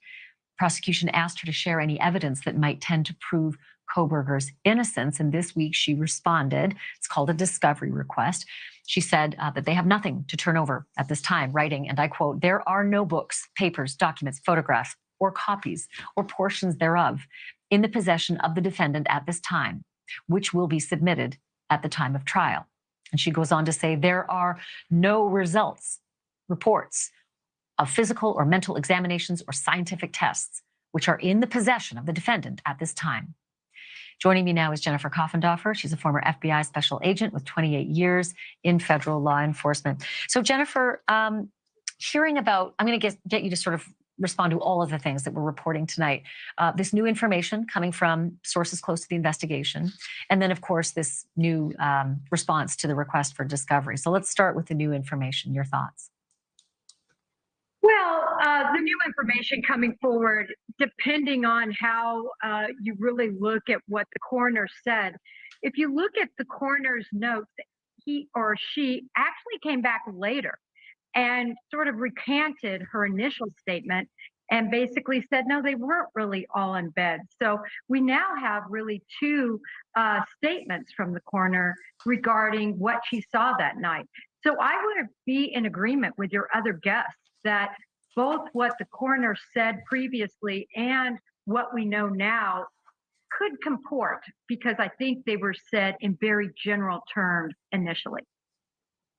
There's also so much discussion about this potential conflict of interest. I know that the rules of conflicting are slightly different in Idaho, but I keep coming back to this could be a death penalty case. So I don't think you can cut any corners anywhere and assuage any sort of conflict at all if you're dealing with a case that could end up as a death penalty case. What's your read on that? You know, I agree with you, Ashley.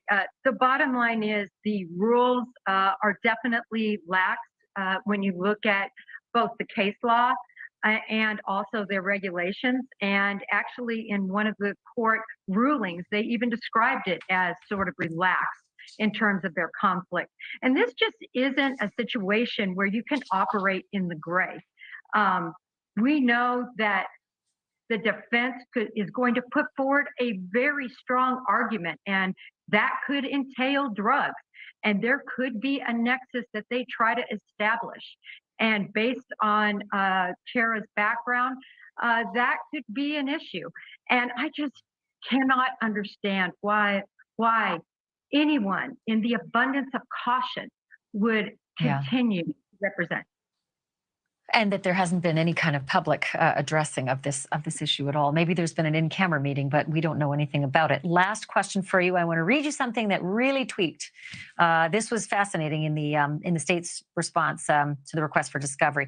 So, to the extent that information exists regarding an informant who is not going to be produced as a witness, including recordings or written statements of an informant, or that identify such an informant, such information is not subject to disclosure. And the state asserts informative privilege and prays for appropriate protective orders as necessary. An informant, I mean, should we assume there is one? Or is this just in case there is one? Help me sort through the import of that. Well, when I first read that, Ashley, I was very convinced that there is an informant or informant information that is going to come forward. If there weren't, they would have simply addressed that they don't have any such information, and it would have been in the negative. But because it's worded this way, I think that there is some informant information. Well, I can't wait to find out what that is. Jennifer Koffendorfer, thank you. And I'm going to ask you to stay too, because I have some questions for you a little later in the program as well. I'm going to move on to this other story that we're following, though. It is high drama in the. Thank you for watching. Okay, I just want to say one thing real quick. If you come into my chat, please be respectful of the victims. Don't come in here saying anything bad about the victims or their families. If you do, you will be gone. No question asked.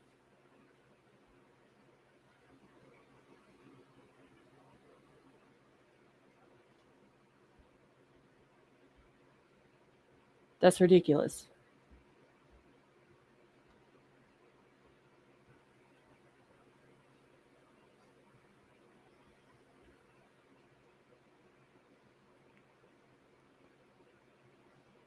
Exactly, Dub.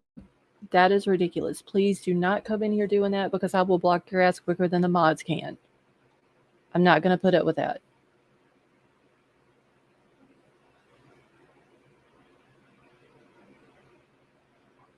You're welcome, Miss Kelly.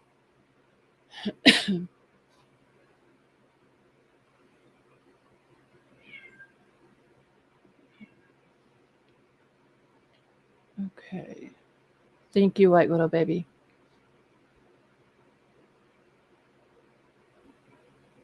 That is just, oh Lord, that was so loud. Coming in being disrespectful to them, there's no sense in it. Like, they're not here to defend themselves. Don't do it.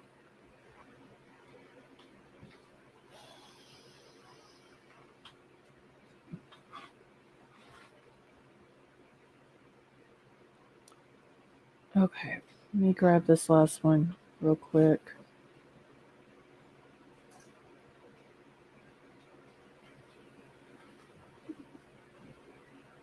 Emerald Queen, you're very welcome. I mean, I'm not going to put up with people saying bad things about the victims or their families. The families have enough on them right now. You know, they don't need to go into people's chats or read it in Facebook or anything else where people's talking bad about them or their kids.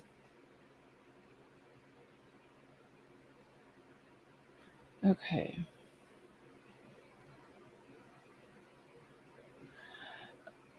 All right. Some mods, this is going to probably call for a trigger warning as well.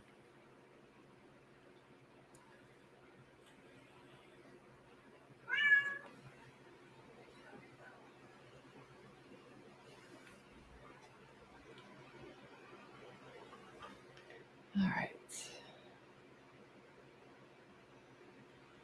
Okay, 1 second, y'all. Okay, and this one is talking about Xana, and you know, it's saying that she was killed last. Yeah, Sandra, he's in here wanting attention.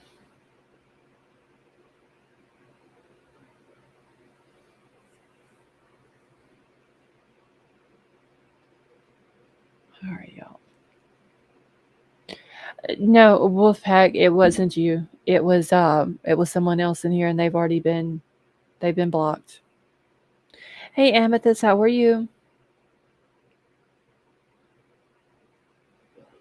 Yeah, Vivian, that's what they're saying. That she was. It says here, Idaho victim Xana Kernodle was killed last and fought back. Baby Boop, how are you? All right, let me get this one going for y'all.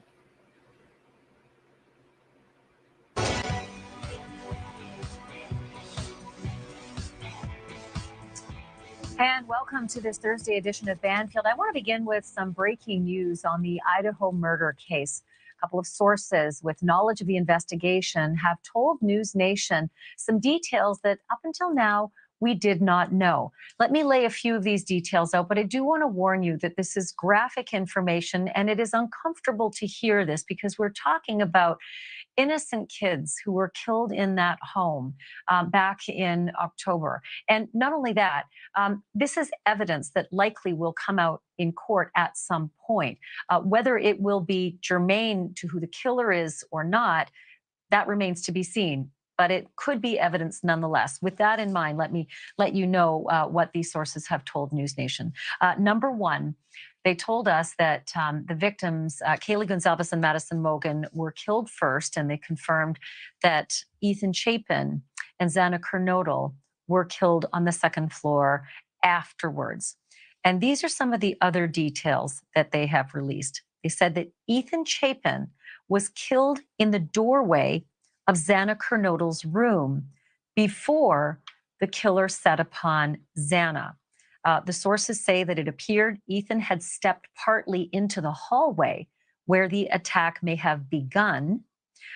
These sources also say that Ethan Chapin suffered a slash to the neck. But I have to say that both of these details are in direct conflict with what the coroner had originally told us right here on this program exclusively, and also they conflict directly with what police have said as well. And those two facts that are in conflict are that all of the victims were in their beds, according to police and the coroner. And according to the coroner, all of the injuries were stab wounds and not slash wounds. So I just want to play for you exactly what it was the coroner said in her words. Were any of them slashed? Were any of their necks cut? Or were these all puncture wounds? Well, it was a pretty large knife, so it's really hard to call them puncture wounds. And they were definitely stabbings. Can you tell me, when you say that they might have been sleeping, were they found in beds? Yes. So those were the facts that the coroner told us. And like I said, it is in direct conflict with what these two sources familiar with the investigation are now telling us as well. That obviously needs to be sorted out and likely best in a court of law as well.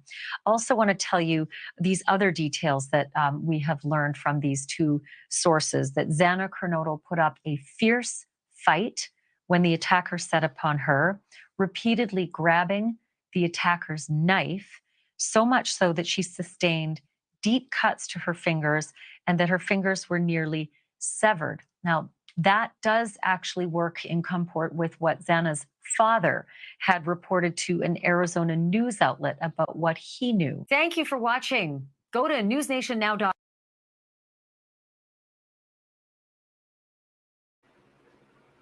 Okay.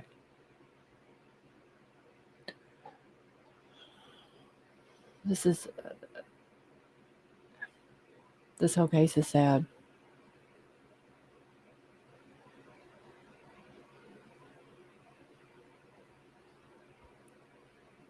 Just the thought of what the kids had to go through. What happened in that house that night.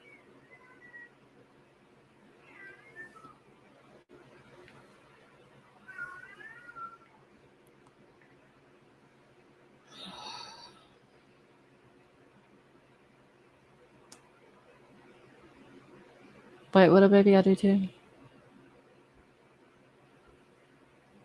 I hope he rots in hell. I hope he suffers every day of his life. And if anybody was involved with him, I hope they get them too, and I hope they suffer just like he is. Yeah, y'all, let's take just a little bit of a few moments of silence for them, like White Widow Baby said, please.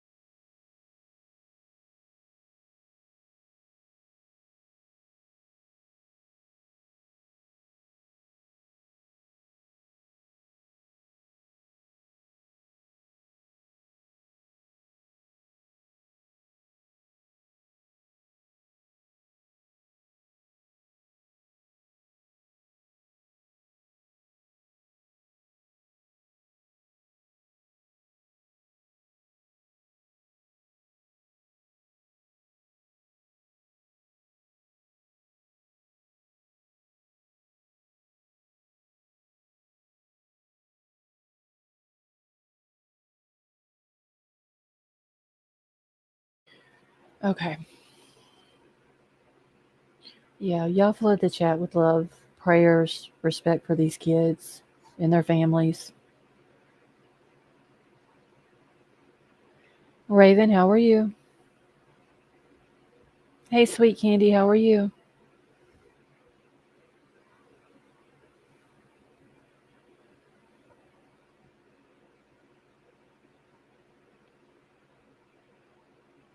That's I don't even know what to say. Honestly.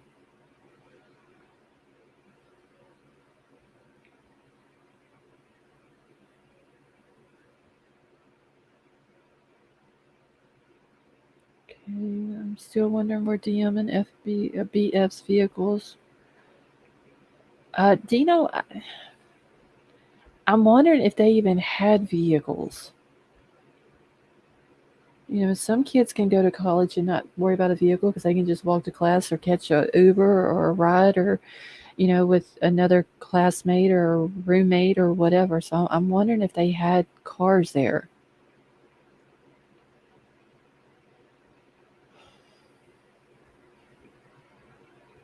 Stonegater, honestly, I believe she hollered. I'm gonna be real. I don't think that she saw Ethan, that happening to Ethan, knowing that it was more than likely going to happen to her. Nurse Corky, how are you? And she didn't holler. And I don't believe for 1 minute that Dylan didn't hear it, honestly.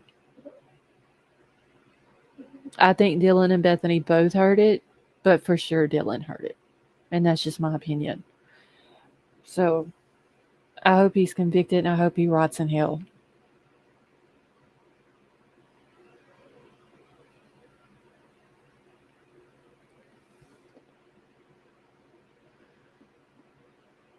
Deidre, I think everything that happened in the house, I think Brian did on his own.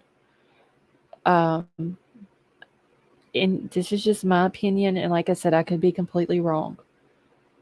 But I think that he had help possibly planning it, like the logistic part of it.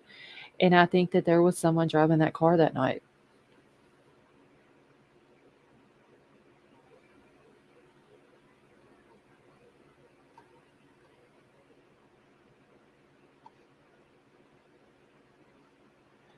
After hearing what Xana, like it's horrible what they all went through. Like I'm not taking one thing away from any of them on what they went through that night, but just hearing what just Xana and how she fought back, it's heartbreaking.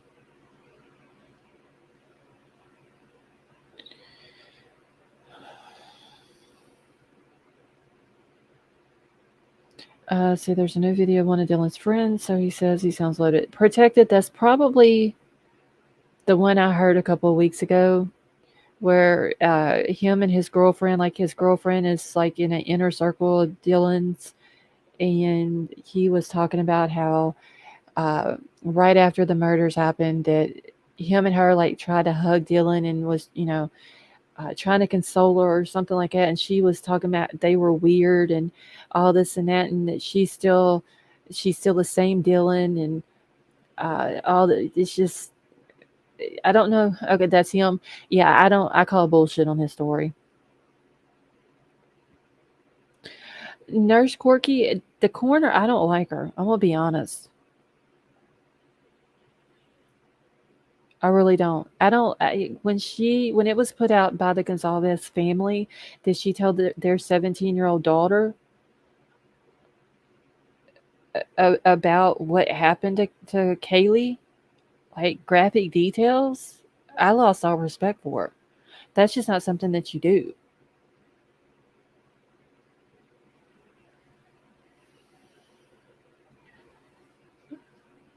Okay, wait. There's a guy that's been in jail since mid-December with absolutely no charges. He works at WSU too. I'm curious as to if he is a CI or was in the vehicle with him. Karma reflection. How are they keeping him in jail if he has no charges?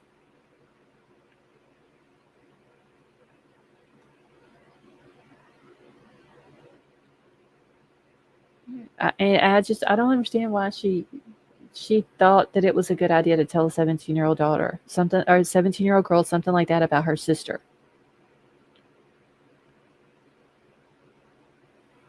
That should be something for adults only. Whether the 17-year-old girl says, "Oh, it's okay, I can handle the details," or not, she should have been like, "No, I need to talk with your parents." Hey, Carrie, how are you? His changes may not be made public.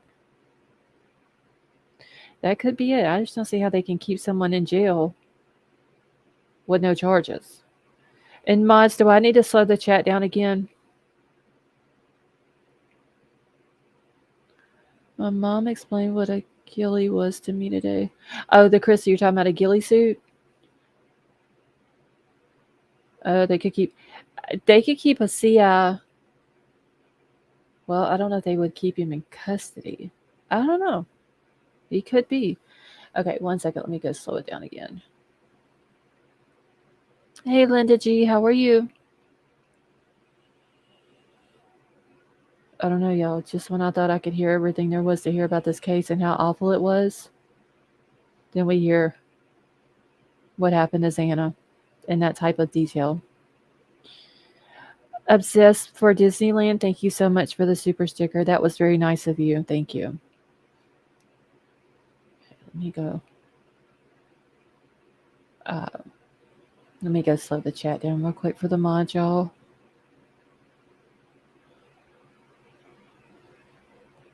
Honestly, y'all, I don't even know what to say right now. That video I didn't get to watch before I put it in my email to play tonight. Really wasn't expecting that.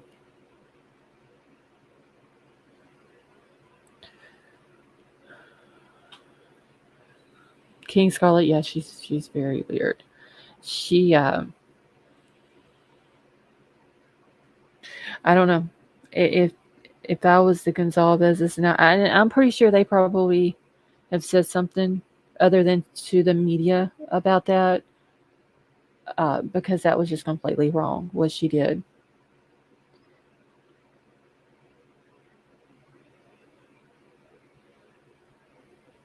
Okay, 1 second, y'all. Let me go do this real quick.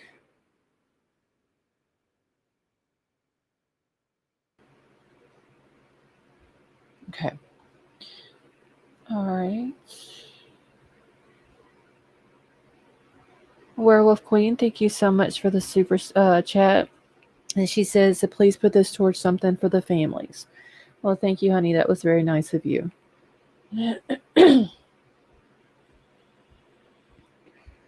Wonder what made him decide unaliving people sounds like a good idea. I'm going to do that. Then actually, I think, honestly, that he was trying to do it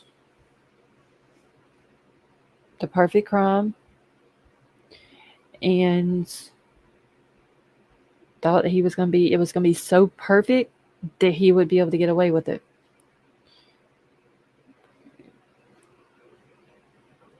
All right. Did Baby Boop want to come up? Let me grab the link.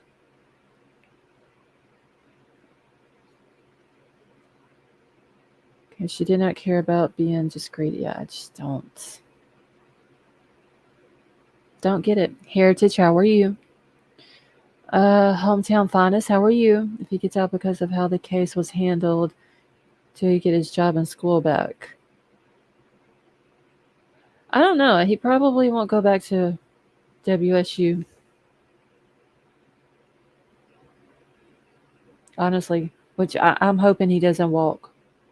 I think if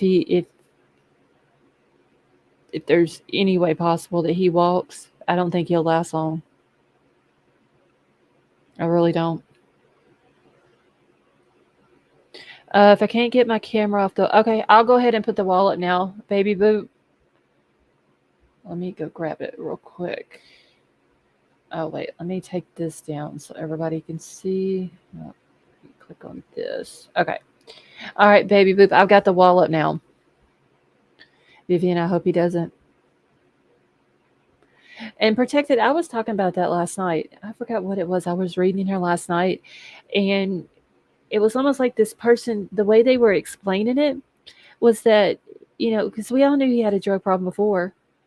And it was like the way they were explaining the thrill kill part of it was that,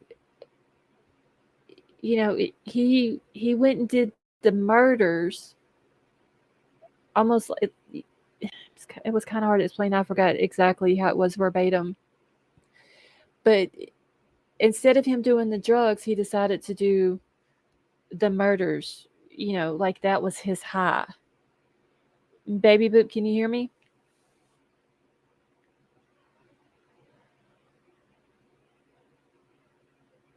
All right, you're muted, honey. Exactly. It's almost like he switched from heroin to murdering people. All right, baby boop, can you hear me now?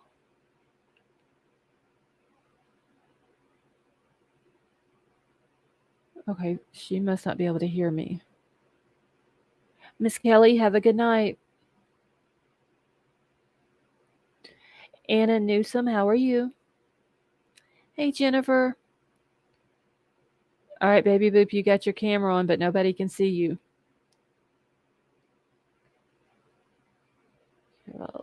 Well, y'all didn't leave your DNA on that. Okay.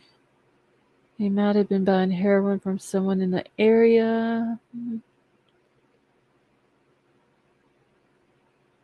Let's see. I'm sure the adrenaline rush and dopamine boost would be similar to the first time using. Yeah, Dub, it was almost like he was chasing that first high again.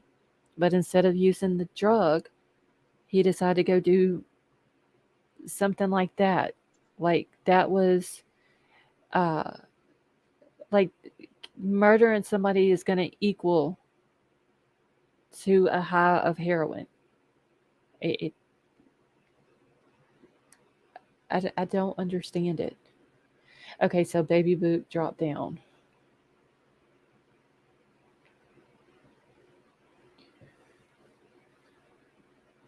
Give her a second, see if she comes back up. Hey Laura, how are you?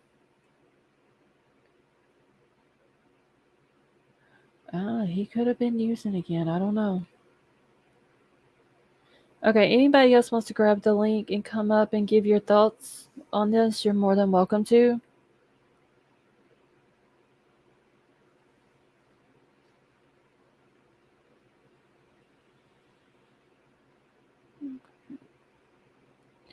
And we'll see if Baby Boop wants to, if she's going to be able to come back up.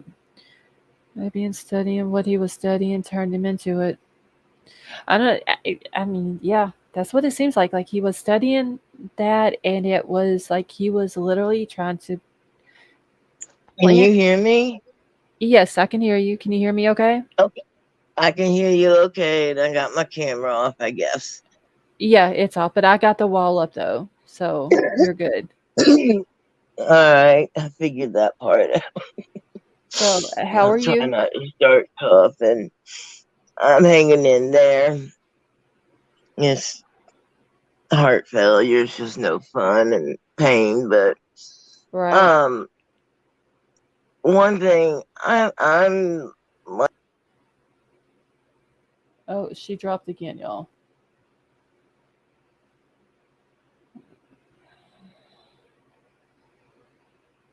Okay, wait. I just seen somebody else. Can I just say how refreshing it is to be in a chat from not surrounded by a ton of conspiracy theories? The sanity here is so comforting. I am so grateful to have found the channel.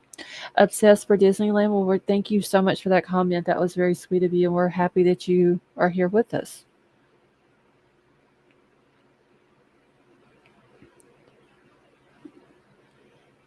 Okay.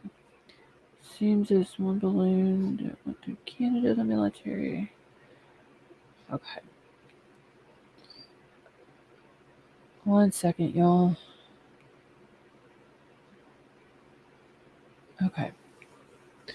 Like I said, anybody can grab the link. They're more than welcome to come up.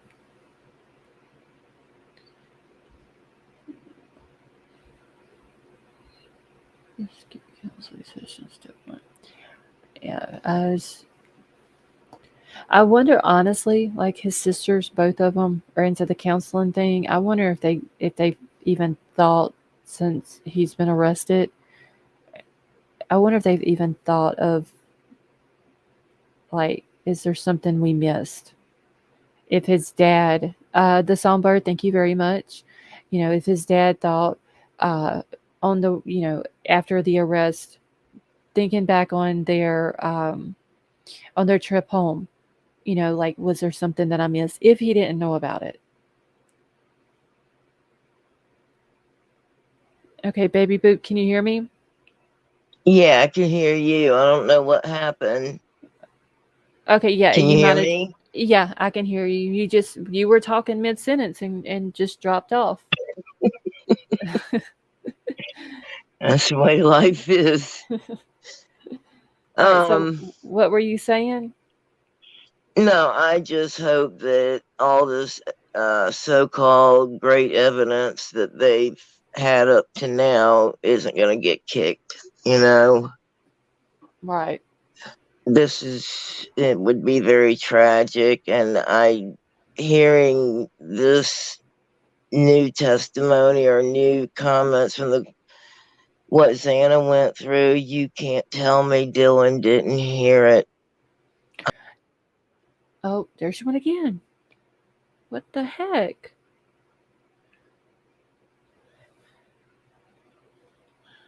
Yeah, I think the parents thought for years what they missed. And Sudi, the sisters had to feel sick about it, questioning themselves. I'm wondering if like all of them, all four of them, his mom, dad, and his sisters, if they're wondering, like, was there something that we missed? Is it because of this or is it because of that? Like, okay, wait, little baby. Okay, you back? I'm back. I don't know why it keeps. Anyway, Do I you? was going to share something. Can you hear me? Yeah, I can hear you. Okay. I was going to share something real quick. Yeah, they were talking about Bryan being on the Idaho campus and everything, and people freaking out to think they've been walking amongst the murderers. Does anybody remember the name Muhammad Otto? Muhammad Does that ring a Otto. bell? Muhammad Atta, Atta. Muhammad. He was, Not that I remember. think back to 9/11. He was the mastermind of the ones that flew the planes. And actually, my late husband and I lived about 10 miles from the airport that they were learning to fly planes at. Oh wow. The night of 9/11, I kept seeing this guy's face. I'm like, where do I know him? Where do I know him? Well, I don't know him from the airfield because I don't go there. Hmm. Come to find out, he was a member at a gym that was across the street from a doctor I saw on a regular basis, and right next door to the Chinese restaurant I always went to. Oh Talk wow. about freaky. Every time I see that man's face, it was like, my God. So I know what these kids are, how they feel, and it's like, think about that on the Right. That he was broad. just, he was on that campus and he was around just all of these different students freely, and nobody knew what he had going on in his mind. Like, Exactly. it could have happened to any of them. He could have actually already had it in his mind of what he was going to do at 1122 King Road, and he could have been, uh, you know, scoping out potential victims, other potential Well, victims. one thing that makes me sick is whenever they keep making the comment, or whoever, when they asked him why did he move to Idaho or why did he move to Washington or whatever the question, because the shopping's better. Mm-hmm. That's sadistic. Just that answer because of who they're interviewing. He did that like as a to hold over people's head and to say, isn't this a cute idea? Right. That makes me ill. I think that whole, just that answer, the shopping was better. Not, he was being a complete smart ass, honestly. Oh yeah. Um, King Scarlet, it's Baby Boop up here on panel with me. The But yeah, other he thing was is, being a when complete people, smart ass. oh yeah, and the other thing that is a sadistic comment, whenever they said, when Dylan did make the comment that she heard somebody, crying, and then here's a guy say, it's okay, I'm going to take care of you. That was his sadistic way of saying, I'm going to take care of you. Right. It doesn't matter that he, doesn't say it threatening, or that somebody just hearing that wouldn't think it's a threat, but to know what we know, that's exactly what it was. Yep. And that goes along with his narcissistic, whether it's Bryan or whoever. Yeah. And whoever's did this is sick and Very. is narcissistic and sadistic and a sociopath, etc. And Yeah. I feel for these families and what they're going to go through in the next years, because it's not going to be It's not going a to be short easy. time. No, it's And not. this trial is not going to be a slam dunk either. I mean, I can't imagine. Yeah, just when this goes to court, if there's any of these family members in that court, yeah, they're going to see some horrific things and they're going to hear some horrific things. And whether they mentally prepare themselves for it, they're not going to be prepared for it. They're really not. And I did hear, and Baby Boop is gone again, y'all. I did hear Mr. Gonzalez say that he told the DA that he doesn't want to be there for all the gory stuff. So they're supposed to I'm sure all of the families, they'll let them know, like, what they're going to be going over that day in court, what possibly could be brought up, if there's anything shown or anything like that. And maybe the families won't be there to see that because it's going to be hard enough on them, honestly. I'm hoping we do get to find the motive. I'm not convinced it's a stalking killing. Shane, hopefully they figure it out and let us know what it is.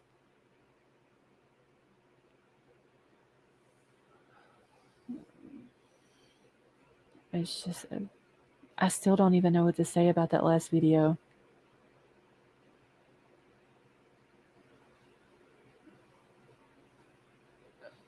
I wasn't prepared for that. Honestly, y'all just keep these families in your prayers. Really, I think more than anything, that's what they need. Is they need prayers. Like, they know that there's people out there who love and support them, even though we don't know them personally. They know that there's a lot of people out here who love and support them, but they need prayers more than anything. Let's see, I watched the video earlier and it made me sick to my stomach. Shay, I didn't even watch it. I caught it, like I said, right before I went live. I got to watch the first one that I played about Ethan. I got to watch a little bit of the second one, but that third one, I didn't even have time to watch. Like, that was the first time I watched it. I was not prepared for that. I really wasn't. And I don't know what happened to Baby Boop again. Okay, I guess my time was up. Baby Boop, you're more than welcome to come back up.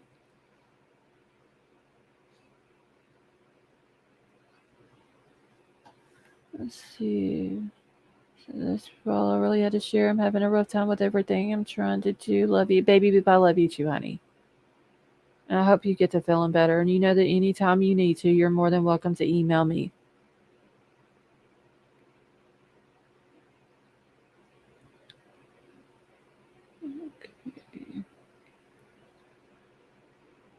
Megan, yeah, it was right before I went live. Ashley Banfield put out 3 videos back to back. One was talking about where Ethan was murdered, and she's saying right in the doorway of Xana's bedroom. And then the last one that I played 3 of them. The last one was about Xana, and that she was the last one, and it was talking about some of the injuries that she had suffered. Hey Duck, how are you? All right, Stonegator, I'm bringing you up. How are you? Hey, I didn't have a long wait this time. No, it's the way I have my screen set up that I if I know. have somebody up here on panel and then someone else comes up, it always throws them behind my little box at the bottom of my StreamYard and I don't see them. It's okay. I forgave you that one time. But I came in late. So what was the new information? Was it the because I saw you said something about new info, fake or not. Was it what Ashley was saying? Yeah, it was that, and then it was talking the article that I read about the students at University of Idaho that they had seen Bryan on the campus at the student union building before the murders had happened, and how like they had saw him several times there, and he always would stare at these girls. Hey, IML, how are you?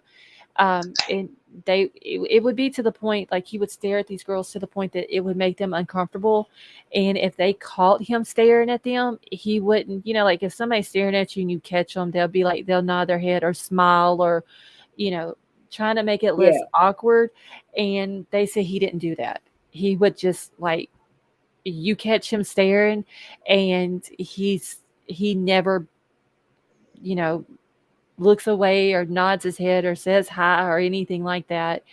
And it was almost like the way they were explaining it. It was almost like he was trying to intimidate these young girls. Is what it seemed like. Like yeah, On you a see campus these other than his own. right. He didn't even go. He had no reason whatsoever. Like he had no family there. I highly doubt he had any friends there. And hoping for answers. Thank you so much for the super sticker. That was very nice of you. Thank you. I highly doubt he had any friends there. Um, so he didn't have a job there. I mean, I can understand if there was something going on between University of Idaho and Washington State University. Hey, Tonka. And, he had to go over to U of I for whatever reason, if it had to do with work or maybe research or, for his classes or something like that. But I highly doubt any of that. Like, he really had absolutely no reason uh, to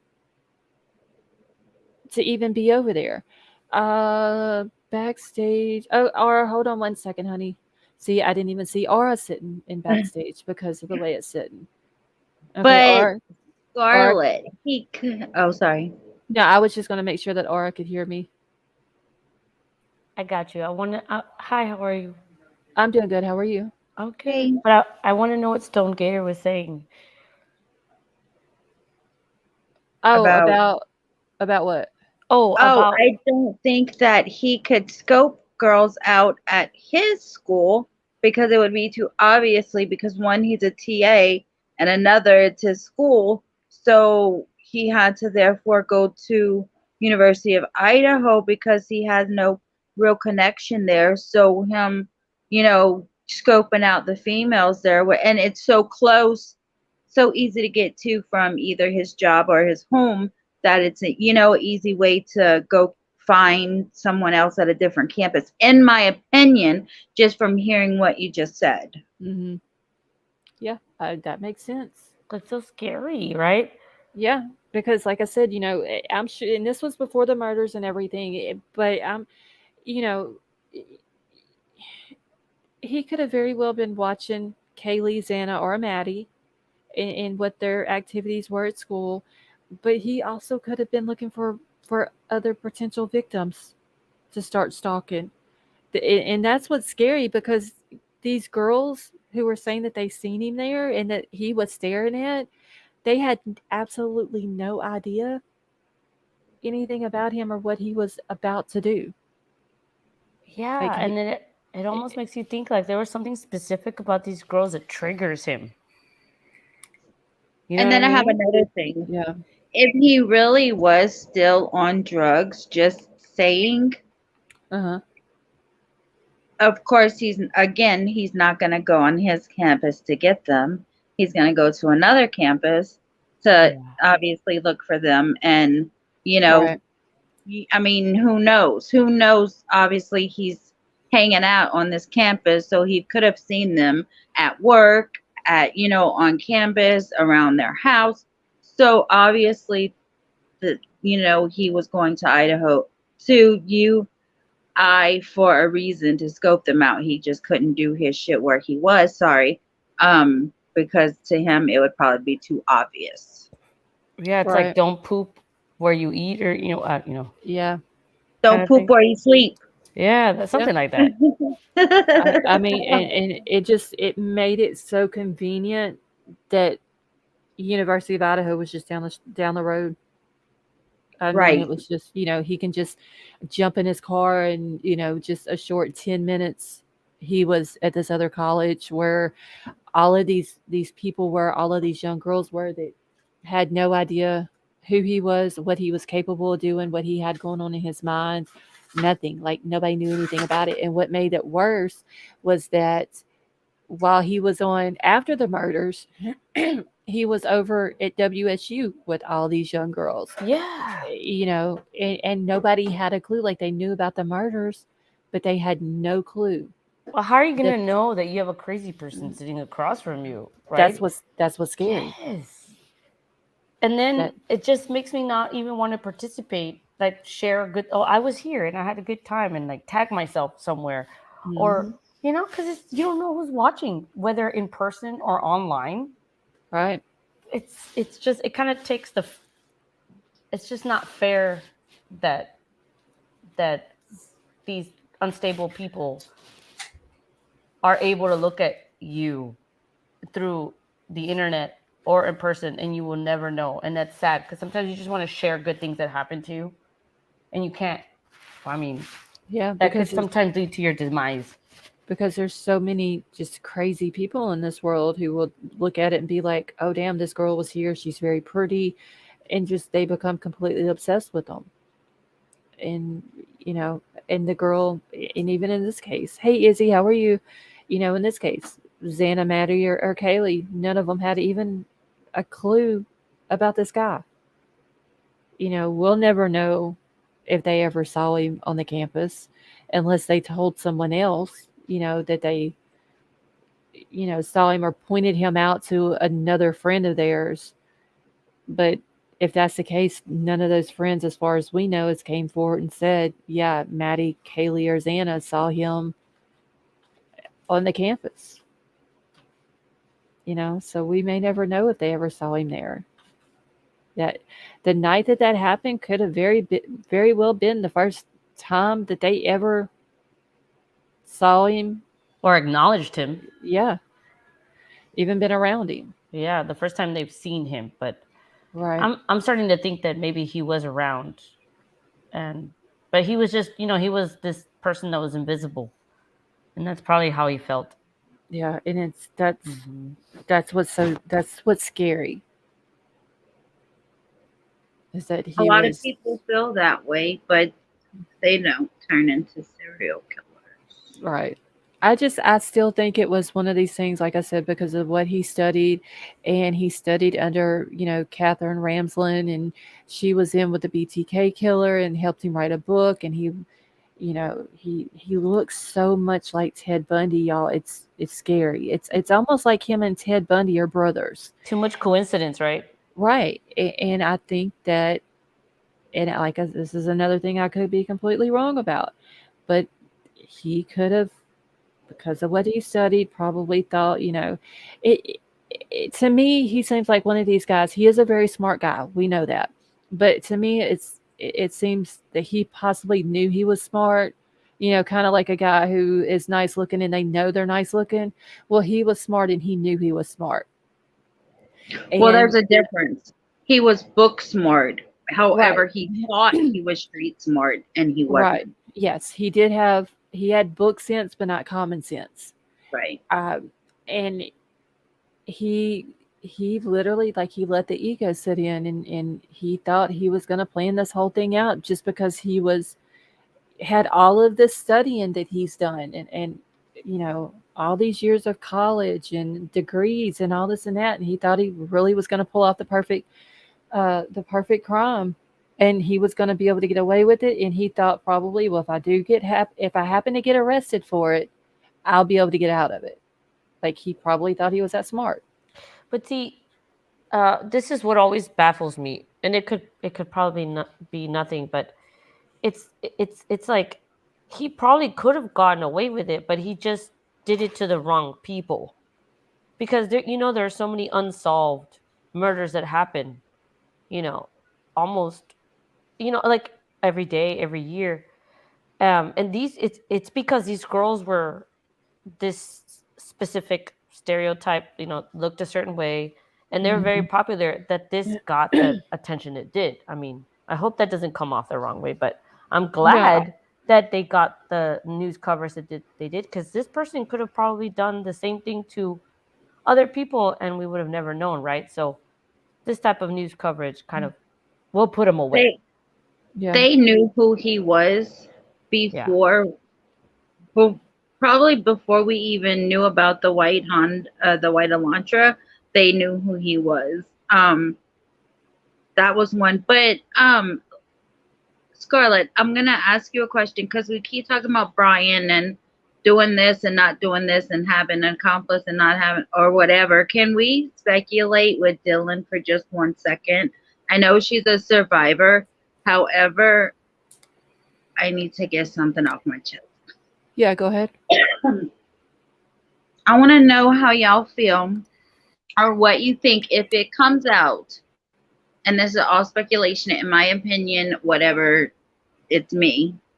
If it comes out that she did hear, that she did, just didn't call 911 for a specific reason, and she did know what was going on, there was just a specific reason they didn't call 911. Do you think something's gonna happen to her because of not calling 911 right away? Because obviously they're gonna go by measurements and the distance of the room and the body, you know what I mean? And then they're gonna be like, well, how could not? They're gonna recreate it, So, and of course, we're not gonna find that out until a lot later. But if that was the case, and they waited so long to call 911, would Dylan be responsible for I'm not talking about anything to do with the murders, I'm talking about for any crime that she would have committed in the process from the time it happened until the time 911 was called? Did I explain that right? Yeah, I get what you're saying. I mean, obviously there wouldn't, even if she would have called 911 at that time, as soon as she saw this guy walk out of the house and called for an ambulance and all that, the victims wouldn't have been able to have been saved. So I don't think they could get her with something like that. Maybe, and this is just a big maybe, failure to report a crime. But even then, like, I'm sure they would have to take a lot of things into account. Like, I'm pretty sure she's been questioned why she didn't call 911 right then. Well, yeah, but we don't know that answer. Right. That's the thing. Yeah, and so I don't know. It seems like if there was some type of crime, just based off of whatever answer it was that she gave to them, of whatever her reason is, it seems like they would have already charged her for whatever they could, if they thought that, unless, and this is another big if, she knew that it was, she knew it was going to happen, and she cut a deal. But I don't know if that, that's a big stretch as well. I didn't even think about that. That's what King Scarlet News just said. I didn't even think about that. Yeah, I mean, she could have, she might have knew something was going to go down, and she cut a deal to not get arrested. Because honestly, I really do think that if there was, for whatever reason, that they found a crime that her or Bethany committed, just not doing the murders themselves, but just any other thing, I think that they would have done charged them.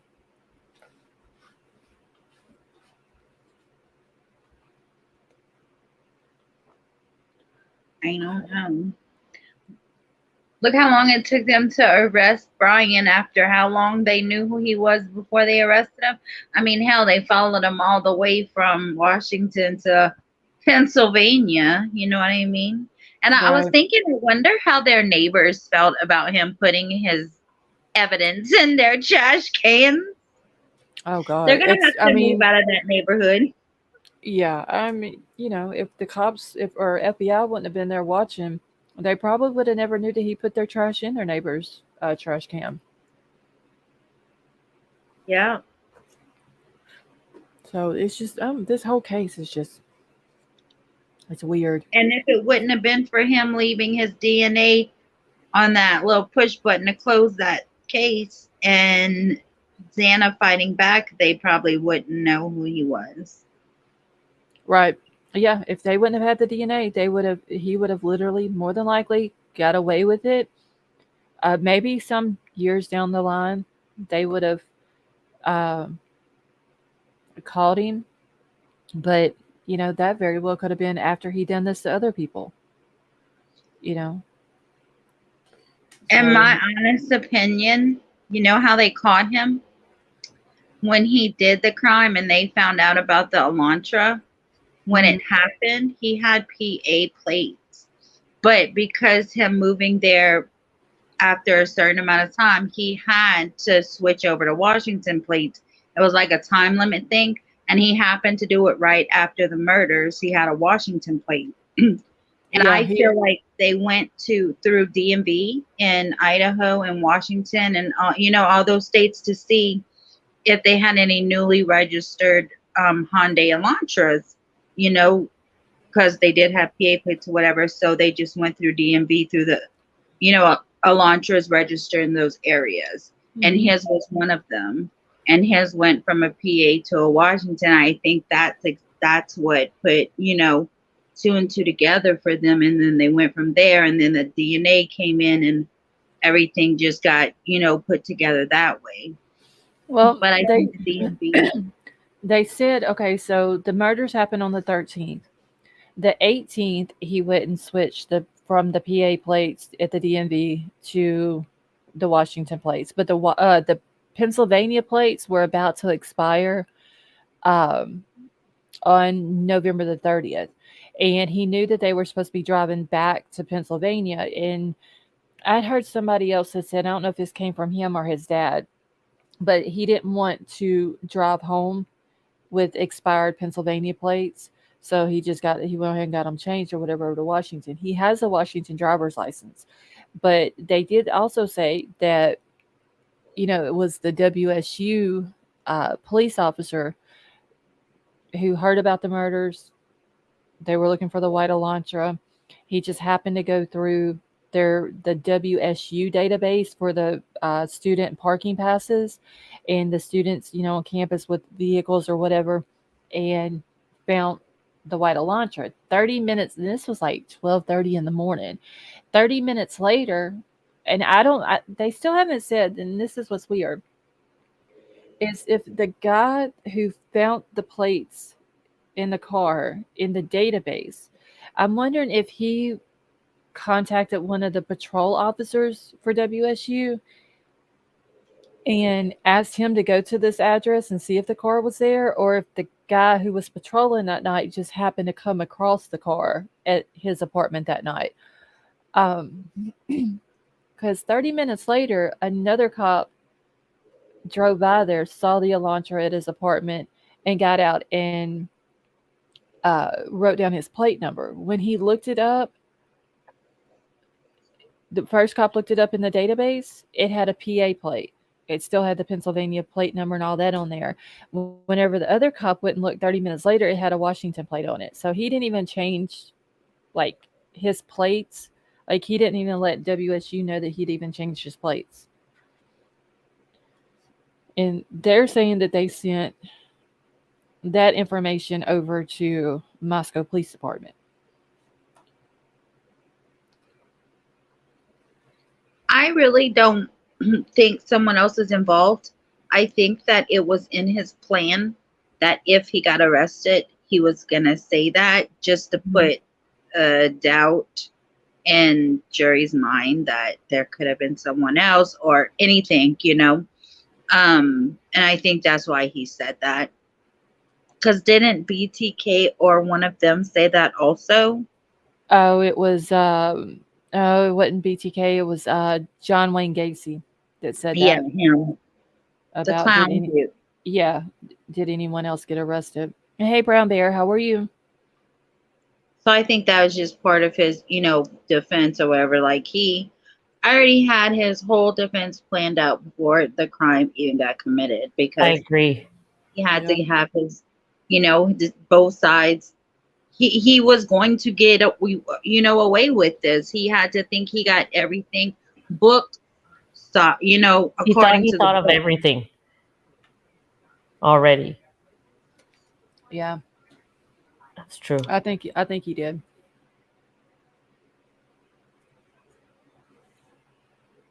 Latasha, I just dropped the link, honey, if you want to grab it. Okay, I'm gonna drop down. I've been up here for for more than 5 minutes. That's the time limit. And I'm just joking. Thanks for having me up here. I had a good conversation with all of you guys. Aura, I'm not sure where I found you, but I am sub to you. I don't know what chat I found you in, but I found you in late at night, so I am sub to you. But It's good talking to you, Miss Don't Gator. you too. Have a good night. I'll be in chat. All right, have a good night. Thank you for coming up.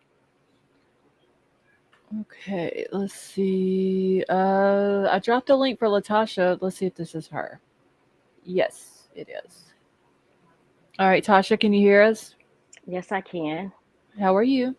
Hello. I'm well. How are you guys? I'm doing Good. good. I've been listening to you guys for a little while, and I wanted to give my opinion of what I think is going on this case. Okay. First of all, thank you so much for allowing me to get on the panel. I do a couple of I don't have my own channel, but when something weird happens with kids and mysteries happen, where I can insert my education, my background, whatever I can offer to give clarity to anything, I try to jump in whenever I can. And of course, this case has the whole nation is just shook behind what took place with these kids. Right. And I know everyone's trying to figure out what happened to who did this to these girls, but we have to first establish what truly happened to these girls and Ethan, the four kids. And Mm-hmm. I'm struggling. I'm having a really hard time understanding what really took place in the home.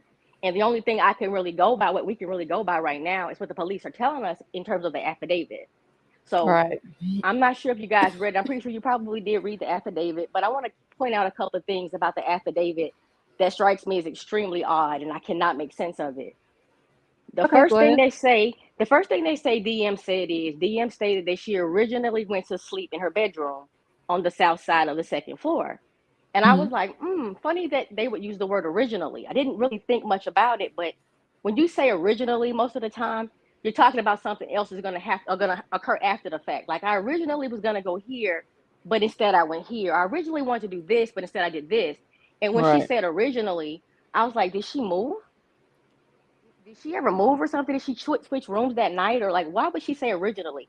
But I didn't know how to put it. I just kind of put it in my back pocket. I didn't think much of it. But then she said that she woke up because she heard what sounded like Haley playing with the puppy upstairs in one of the Mm-hmm. upstairs bedrooms, right? So she's on the second floor, they're on the third floor. Look at the floor plan. She would have been directly beneath them in the side the ladies were on. Mm-hmm. And then she said she heard someone say, "There's someone here." She says it sounded like Kaylee again. So she has Kaylee up playing with the dog. And she's also stating that Kaylee said, "There's someone here." Now, I'm not sure who she would have been talking to. Like, I would assume that if she's saying there's someone here loud enough for DM to hear it, then I'm pretty sure that Maddie should have heard it as well. If DM heard it through the floor, then Maddie should have heard it too. But there's a problem with that because if DM's on the second floor where he's coming in, how is Kaylee and them hearing that he's someone here but she's not hearing that someone's there, but they're making a statement that someone was there. And I'm like, well, I wonder how they would have heard that. Was that really them talking? Was that really Kaylee talking and Maddie, or was that Xana? I didn't know how to put it, but she said it sounded like that. She heard the dog and she heard the comment.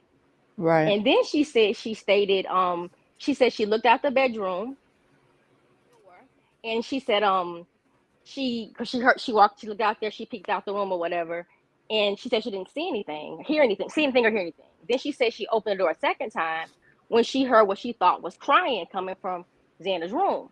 So now she's at the door a second time. She's opening the door after she hears Xana crying, and still she sees or hears nothing. And then she said she heard a voice saying, "It's okay, I'm here to help you." But she doesn't open the door after she hears this male's voice. She opens it before she hears it. She heard crying, she looked out, then she heard someone say, "It's okay, I'm gonna help you." And then she does nothing. She doesn't say what she's doing. They never state what she's doing. But the third time she actually peeks out the door, she comes face to face with BK. I said to myself, I said, okay, so she got up for two things, but the last time she got up, she didn't have any specific reason for getting up, but it's just in the perfect nick of time for her to bump into Bryan. And it just Right. didn't make sense to me. I said, So then I start playing it back. So what she said was, woke up to what she thought was Kaylee playing with the dog. She said she heard what Kaylee said, "There's someone here," which meant they would have heard it. She would have been talking to Maddie. I'm only assuming. So that would make at least Maddie and Kaylee awake, and that would make her awake as well. But we know that Xana was awake because she got the takeout and her phone said she's on TikTok. So really, really, we got everybody in the house awake. We got at least Xana awake, DM's awake, and the two girls upstairs must be awake because she heard the plan. She heard someone say there's someone here. I didn't understand how did she hear it? The person that made the statement, did she hear it? Did she see someone? Because the way the house is positioned, she couldn't see that side of the house. And if she heard it, how did she hear it over DM hearing it when DM was on the same floor? So I don't know that I don't know. I'm not gonna say I don't believe DM, but I'm struggling to understand how DM would have heard that going on upstairs, but she didn't hear anything on the floor she was on. I know it doesn't make sense. And then to add injury to insult, now she's talking about she's hearing this crying. Looks out again, and I'm here to help you. She says a voice said it, so clearly Mhm. she was inferring that it couldn't have been Ethan because she would have known Ethan's voice, but she didn't say it was Ethan. She said she heard a voice saying that I'm here to help you, but she Right. doesn't get up after this voice. She gets up for a dog and crying, but a male voice that she doesn't know who it is. After hearing the crying, she does not get up. But then she randomly gets up in the nick of time to see him. I don't believe her, guys. I'm sorry. I don't want to I, victim bash, but I you don't know, believe her. I have said from the very beginning of this, and I still to this day, I don't know what it is, but when this case first came out and they showed the picture with all the kids, including Dylan and Bethany in the picture, and whatever reason, my eyes went to her and it was like, something's up with her. And it's been Yes. like that from the beginning. I'm not saying she has anything to do with the murders. We don't know that. And I'm sure if law enforcement had thought that, they would have looked into it more, and if they would have figured something out that she was, they would have arrested her. But there's just something is not it's not right with her. Like I just don't understand. And we heard the video that I played tonight, the third one of Ashley Banfield's, where she's talking about uh, the wounds that Xana got during all this. She fought and all this. You just can't make me believe that Xana didn't holler when she was watching this happen to Ethan, and Absolutely. Dylan didn't Exactly. hear it. All right, Shay, I'm fixing to bring you up. All right, can you hear us? Hey. Hey, how are Yes, you? yes. Good. How are you? I'm doing good. I'm enjoying hearing Tasha's because I have some extra added thought on DM as well. Okay. Yeah. I keep going back to Maddie's TikTok video, her last one about Dylan. It is very odd. Why? It's like she's pointing her out, like with this the overlay of the music or the whatever that's playing is just, it's like she's not a very good trusting friend, and it just Mhm. shows her in a very not so good light. Like Yeah. I she's agree. obviously drinking and she's just kind of slumped over, and it's just a really weird thing because as a friend, I wouldn't post videos like that of my girlfriends if they were in that state. You know, it's one thing when you're having fun and laughing, but this just seemed very different. Right. It did. I agree with you. I saw that. I saw that, and I also saw a couple of the comments they were making back and forth on pictures. And every time DM said something to them, they kind of brushed her off. It was never not when Bethany spoke to BF, whatever her name is. I'm sorry, B. I think her name is Bethany, or BF is what they Yeah. call her. Yeah. When she says something to the girl, they're like, "I love you," and "I love you too," and then when they talk to her, they're like, "Okay, girl," like it wasn't. It's something that there when you're feeling something like what you were saying just now about something about her just doesn't look right. When you're Mm-hmm. spiritual, I think I'm a very spiritual person. When you're spiritually inclined, you could pick up on energy, and you can do it through pictures. It doesn't even matter. And you're looking at this girl, and something's not right about her. And I'm not singling her out.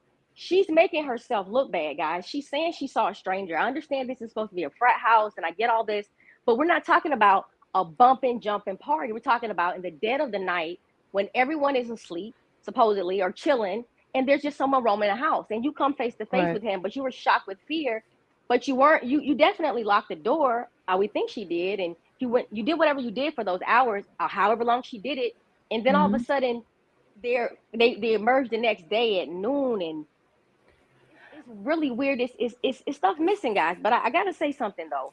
Remember, I talked about how she stated she was originally in that room. I Yeah. was watching a video, and there was a young lady named Angela Palermo. It's like a reporter or something, and she was asking the Moscow Police Department about some details of the case, and she asked the police officer, were the two surviving roommates, were they on the first floor? Mm-hmm. And the police told her they were. They said this, Yes. like I've got the reference to this. And Yes. then I said, They wait a did. minute. Then that's when the originally thing struck me. I said, wait a minute.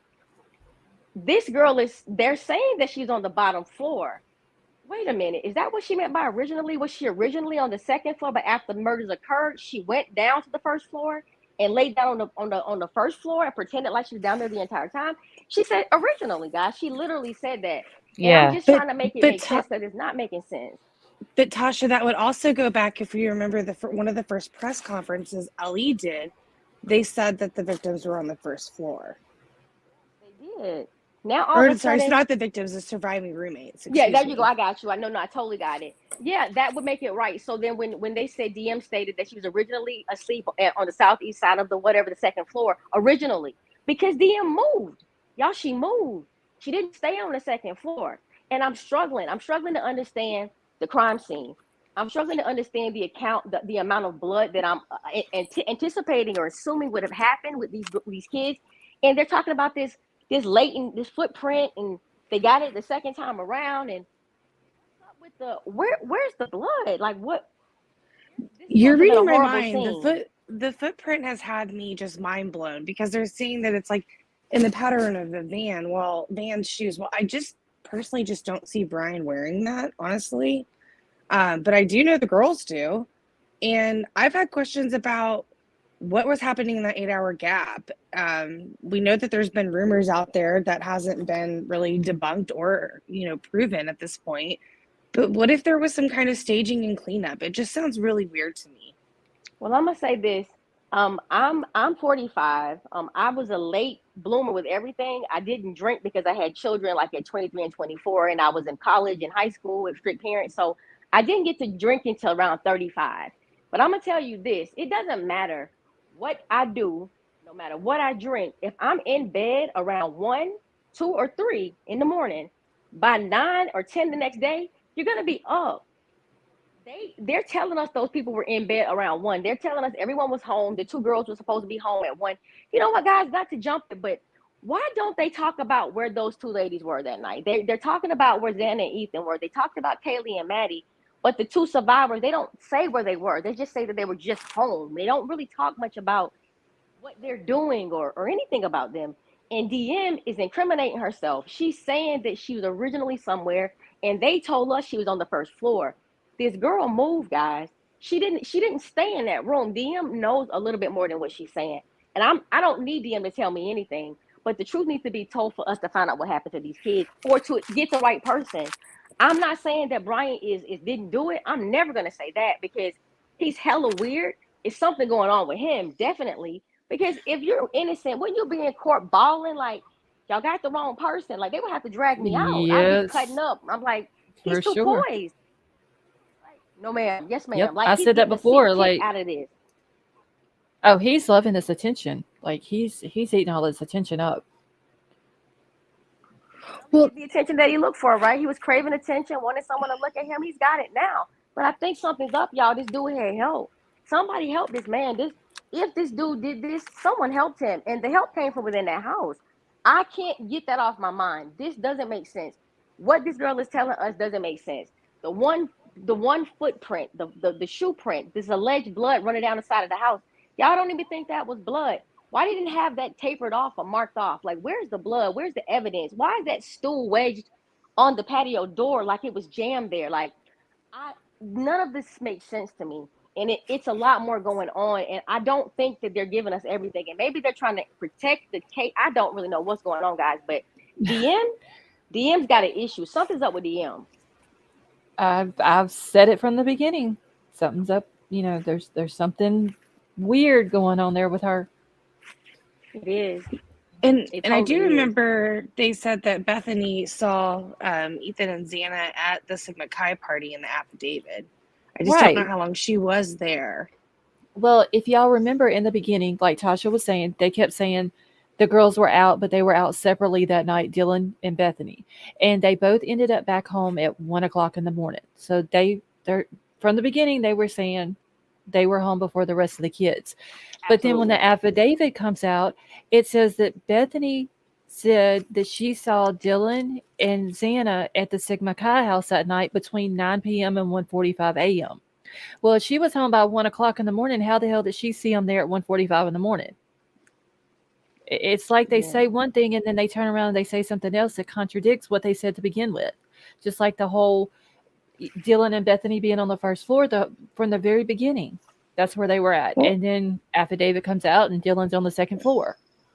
And it just makes you wonder what other facts are keeping? Yeah. Right. Which will change completely the story of things, in my opinion. Yes, and I'm one to put my tinfoil hat on it because I've been a part of the Greek system before, but I can't help but wonder. These three girls were all inactive in their sororities. Their sororities are all in trouble on campus. Were they part of that? Because there's been a lot of issues and even more coming out between both WSU and Idaho, and their issues of partying and hazing with these Greek systems, and that really concerns me. Well, the boy just like the beginning part of this month, or I'm sorry, January, over at WSU, they found him dead in one of the rooms over there, and come to find out it was a hazing, like he died from a hazing. Yes. And what is his name? Something Tyler. I forgot was it Luke Tyler? That ain't his yeah, name. it sounds familiar. Was that Luke? I could be wrong, but I think that's what it was. But yeah, he was only 19 years old, and it was something to do with hazing, and they found him deceased in the room in there. Yeah, it was Luke Morgan Tyler. Okay. And 8 days ago, it was reported on KREM 2 News in And Pullman. Yeah. Yeah, and if y'all remember, actually, the weekend that the murders happened in Idaho was the week that WSU was having a dry week because they were supposed to be honoring a former Greek person that died from hazing. Mm-hmm. And they always said that people would come to Moscow to have a nightlife and do stuff like that. You guys, I want to ask a quick question because I'm listening to everything you guys are saying. I'm still stuck. I can't leave the house. Like, I want to talk about everything around the case, but I'm still stuck in this house on the second floor with DM and these lies I feel like she told. I'm sorry. Well, that's where I'm getting at, though, is I think that what if it's part of the sorority stuff? Like, I mean, I've kind of gone there myself. I'm wondering if there's some connection there. I think it's just being held back due to the trial. They can't give you all the information because it's really going to be up. The information is going to be given in the court system, and it's evidence. Just like we weren't told where Dylan was, because that was important, because she was a witness essentially, but we couldn't be told where she was originally, right? But we have people that pick up, like you did, Tasha, on those key words originally, right? So Yeah. it's those. So basically, they're just these little nuggets that they're going to give us, but they can't tell us everything, because these things need to be held up in a court of law. And I get that, but I do know this: the affidavit needs to be factual because it is an affidavit. It's a Well, it statement, a is sworn statement, factual. right? It is Now, this is factual. what I'm struggling with, guys. I was going to ask you guys, in my opinion. Matter of fact, I'm not even gonna give my opinion. I'm just going to ask you guys. Okay, so when they were talking about everyone, when they got to Ethan's part, they had a whole page of redacted information. Like a whole entire page was just redacted after they talked about Ethan. They brought Ethan up, big redaction, and then it went to the next statement. I struggling to understand who died first. Like, I want to know who got hurt first. And I got a strong feeling that Ethan was the first person to go. Very first person to go. I think that he died first. I really do. According to Ashley Banfield and what she put out tonight, she has a source, and she didn't give her source up. Who this person was, or where they're from, or how they're connected to the case. Just that they're connected to the case. She said that Ethan was third to go, and then Xana was last. I think that's to be attacked. Like, we don't know who, like, I don't think we know the order of death unless we look at what was read out in court. And it's, similar to the tattoos that the girls got. But I do believe that Xana and Ethan were last and maybe more collateral damage. Mm-hmm. Okay, so check this out, guys. Whenever the people come in, the crime scene, the investigators come in to investigate the crime scene and try to determine the manner and cause of death or the order in which they died. They're going to use what they see physically, and they're going to also take witness statements. If DM is stating that Kaylee was up playing with the dog and she heard Kaylee talking, I don't think DM heard them speaking. I don't think that Kaylee and Maddie were awake at all. I really don't. I do not think that. I think that DM heard what was going on her floor, but she didn't want to say she heard anything because she didn't do anything about it. Right. I'm not understanding how she said she heard her. She said she personally heard Kaylee say, "There's someone here." Because law enforcement didn't want to release that she was an original witness, in my opinion. They couldn't say that. They couldn't say that she did anything. I think she was under some sort of gag order. But what Tasha is talking about is what Tasha's saying, though, is what's in the affidavit. Right. And whenever they put something in the affidavit, in order to obtain an arrest warrant, they can't lie about anything. Correct. Everything in there has to be facts. But it doesn't mean that everything that there are details that are not put in. There's still information missing from that. This is just a first, just something to get the guy in court, basically. Right. Yeah. Right. They only put just enough in the affidavit to get the arrest warrant, and that's it. We only have maybe 5% of what has happened. Just enough to get a little bit of a timeline and him behind bars. Yep. So do you guys think it would be possible for him to get both those girls in the same bed and neither one of them woke up or screamed or felt anything as he was attacking one of the girls? Like, well, I believe Steve said that Kaylee fought. If Kaylee fought, I think Maddie went first, and then I think it was Kaylee, and then I think it went I think it went Ethan and Xana. Okay, so let's stay there. So if we're thinking that Maddie fought or one of the girls upstairs fought, then shouldn't have DM have heard that too if she heard talking, saying someone's here? Well, she had to if you had these videos from across the street apparently that heard noises. I mean, somebody had to hear something. I fully believe that Dylan heard everything, and maybe she has told the police that she heard everything and told everything that she did hear. They're just not, like, we don't know that yet. I agree with you 100%. Now that makes perfect sense, and that even actually brings me some comfort because I'm not trusting DM. I'm not, and maybe Right. because the police are having to protect some parts of the case, to protect the integrity of the case, whatever they're Mhm. thinking. But what she's saying, what she said, and what they included, they should have kept that silly stuff out, because that's making it look like Kaylee was awake talking to Maddie, and would have made them both awake, and they didn't both take that horrible thing that happened. And I refuse. I don't even believe that Xana would see Ethan get stabbed and she just gonna whimper. She didn't scream or yell. Like, Yeah, I it don't believe that. doesn't. I think what Xana, because I mean, obviously she was awake. She saw, even if she was asleep whenever it started happening, she would have woke up during what was going on. And I don't see someone sitting there and watching their boyfriend get murdered and not scream, Right. not But make Xana was some awake type of, though. She was right. So that's definitely what I'm awake on saying. TikTok and getting her food. Right, that's what I'm saying. So So she was awake. I don't see her not screaming. I just don't see it. Like, And she especially if probably she's did. We fighting don't know back. that she didn't. We Right. don't know that she didn't. See, the Yeah. affidavit was the first document that we have that is right. factual. Everything before this affidavit was assumptuous. It was just a matter of, we were just theorizing. This affidavit gives us a clearer picture of what transpired that night. So there was a witness. Dylan wasn't where we assumed she was, right? And I'm glad that they released that affidavit, because also the parents, right, were pushing, were up and also giving information. Remember when Dad said he didn't have to go upstairs? Right. Right. And Yeah. I'm actually I went back. I don't know if y'all went back as far as looking at Anand's interviews. In his first interviews, he talked about that scream at 4 a.m.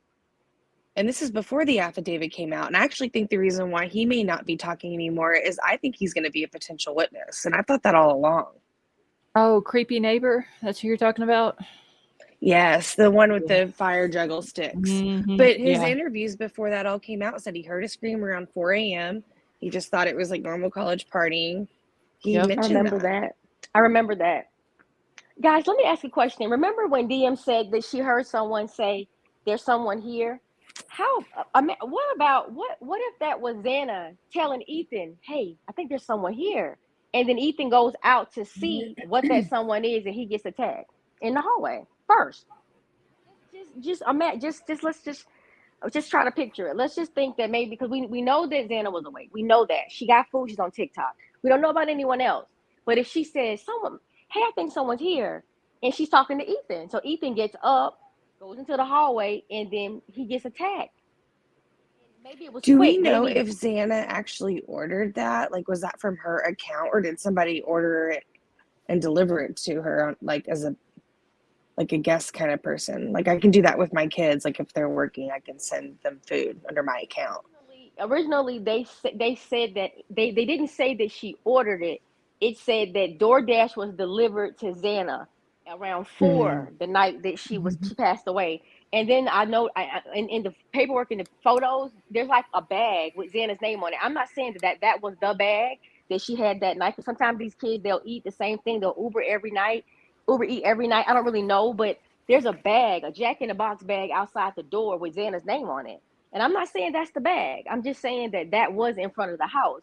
But they're saying she's on TikTok. It could have been Ethan on TikTok. Ethan could have ate the burger. Ethan could have been playing on TikTok. He could have been on Well, his girlfriend's Yeah. phone. the TikTok could have just been left open on a loop, right? Or was it Yeah, she but made a what? comment at that time? Well, with the iPhone, even if it's on a loop on the iPhone, once the screen blacks out, it's gonna stop the video from running. It's not gonna stay. TikTok is on a loop. It plays and it keeps playing. But if you put the phone down and your screen goes black on the iPhone, I'm not don't know if she had an iPhone. I'm just telling you that if I put my phone down watching a TikTok video and my screen turns black, it's gonna stop the video. Instantly gonna stop it once the screen goes black. And I don't really know, guys. I I think that the problem that I'm having is with DM's statement, and I'm just going to take which one of you ladies said that maybe DM did hear it all, but they're trying to protect her to some degree. I much rather believe she heard everything and was just scared out of her mind and just didn't know what to do. But after he was gone, and what about your phone? Why didn't you text someone? Why didn't you call the police? You could have done something with your phone. You didn't have to check on the friends, but use your phone. It's in your hand. these people sleep with phones in their hands, they earbuds and that. Why didn't she do Right. something, anything at all? Yeah. Hopefully, though, once it goes to court and everything starts coming out, hopefully we will hear that Dylan, because like I said, we don't know what she's told them, and they just put just enough in there for their arrest warrant. But I'm hoping that she give a reason why she didn't call right then and she waited. Because what doesn't make sense is that she gets up the next morning and they're calling friends to come over there because they think Ethan is unconscious or passed out or whatever. Did she just forget to tell Bethany? Oh yeah, Bethany, I forgot to let you know there was some dude in our house this morning at like 4 something in the morning, dressed all in black with a mask covering up his nose and his mouth, and I heard what I thought was crying coming from Xana's room, and somebody saying somebody was here, and a male's voice saying, don't worry, I'm going to help you. Like, did she just forget to tell Bethany that? Or did Bethany hear this too? Like, hopefully we get to hear Miss everything else Charlotte, to go with it. Yes. I'm gonna jump down, but thank you guys for letting me up, and I'm gonna be listening. You guys are real. I love this conversation. I'll be in the chat though, listening. Okay. Thank you for coming up, honey. I'll see you soon. Bye. Y'all. Okay. All right. Bye. Okay. And Kath P, thank you so much for the super chat. And she said they announced Ethan was killed at the door near the hallway, and Xana fought so hard she lost most. I think it was. I don't think they said she lost her finger. I believe that they were almost severed off. It was like, y'all, I played that video and I didn't get to watch it before I went live, and I was not expecting to hear what I heard in that third No. video. That was heartbreaking. It really was. That was And I'm tough. sorry. And I was I'm gonna sorry. say, I Quick question, still. guys. Go ahead, sweetie. I'm sorry. You go ahead. Go ahead. Oh, I was gonna say, I just wanted to take back that, like, go back and look at some of that source information that Ashley Banfield was reporting on, and kind of compare it to the affidavit, because I felt like there was some weird gaps there, just in my opinion. Yes. Like some of it And just didn't make sense. did they confirm that the person that they thought was unconscious was Ethan? Was that who they thought was unconscious? Yeah, that they actually, it was said that they called Ethan's brother Hunter, and I believe one of his friends came with him, which I don't, if you think someone's unconscious, like I get because they were out drinking the night before, maybe they thought they were passed out drunk or whatever, and they couldn't wake them up. Did they not see the blood? That's I what I don't, was about. That's I don't, exactly what I was about to say. like, there was so much blood in that, just in Xana's room, that it's running out the floor under the wall to the outside of the house, but these two girls uh didn't see blood. I don't Yeah. understand that. Yeah, I'm struggling, but I'm grateful and thank you so much for allowing me to speak on the panel as well, guys. Oh, you're I'm very welcome. yeah, I'm just trying to figure it out. These kids, they're innocent, and it's just sickening what took place. And I just want to make sure that they get their justice. And it's nothing to do with BK and everything to do with the kids that lost their lives. And if he's the one, then get him. But it just needs to make sense. And something's up, guys. Something's still up. But I feel better talking to you guys. I have a different perspective of how I'm looking at things now. So I think I might sleep a little better tonight, thinking that maybe this girl heard everything, but they can't say she heard it. But if Right. that's not what happened, that little girl telling some stories, guys, and she's not being honest. But if they're holding it back for the case, then I'm all for it.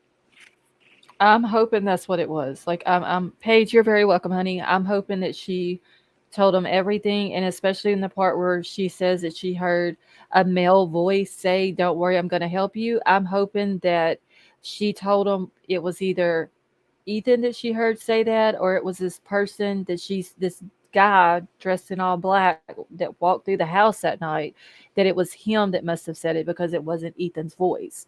So, they didn't include which one of them said it, just that it was a male voice. So hopefully we'll get to hear that too, because I've wondered if it was Ethan telling Xana that, "Don't worry, I'm going to help you," or if it was Bryan being an ass to Xana, and being creepy about it, being like, and like someone else said earlier, "Don't worry, I'm going to help you." I think so. I'm Meaning, sorry. I just you feel like know, that's like something he'd say after he did right. what he did to Ethan. Okay, I'm going to help you, but Right. And I'm fixing to, don't worry, I'm going to help you. And I'm going to help you by doing what happened to him, you know. Well, wow, there was yeah. another SK that used to say that right before he would unalive them. Oh, And I think, really? yeah. Oh, okay. And there's a lot of little like tidbits of that make it so I think lean more towards why, like, yeah, I could see that being, Bryan.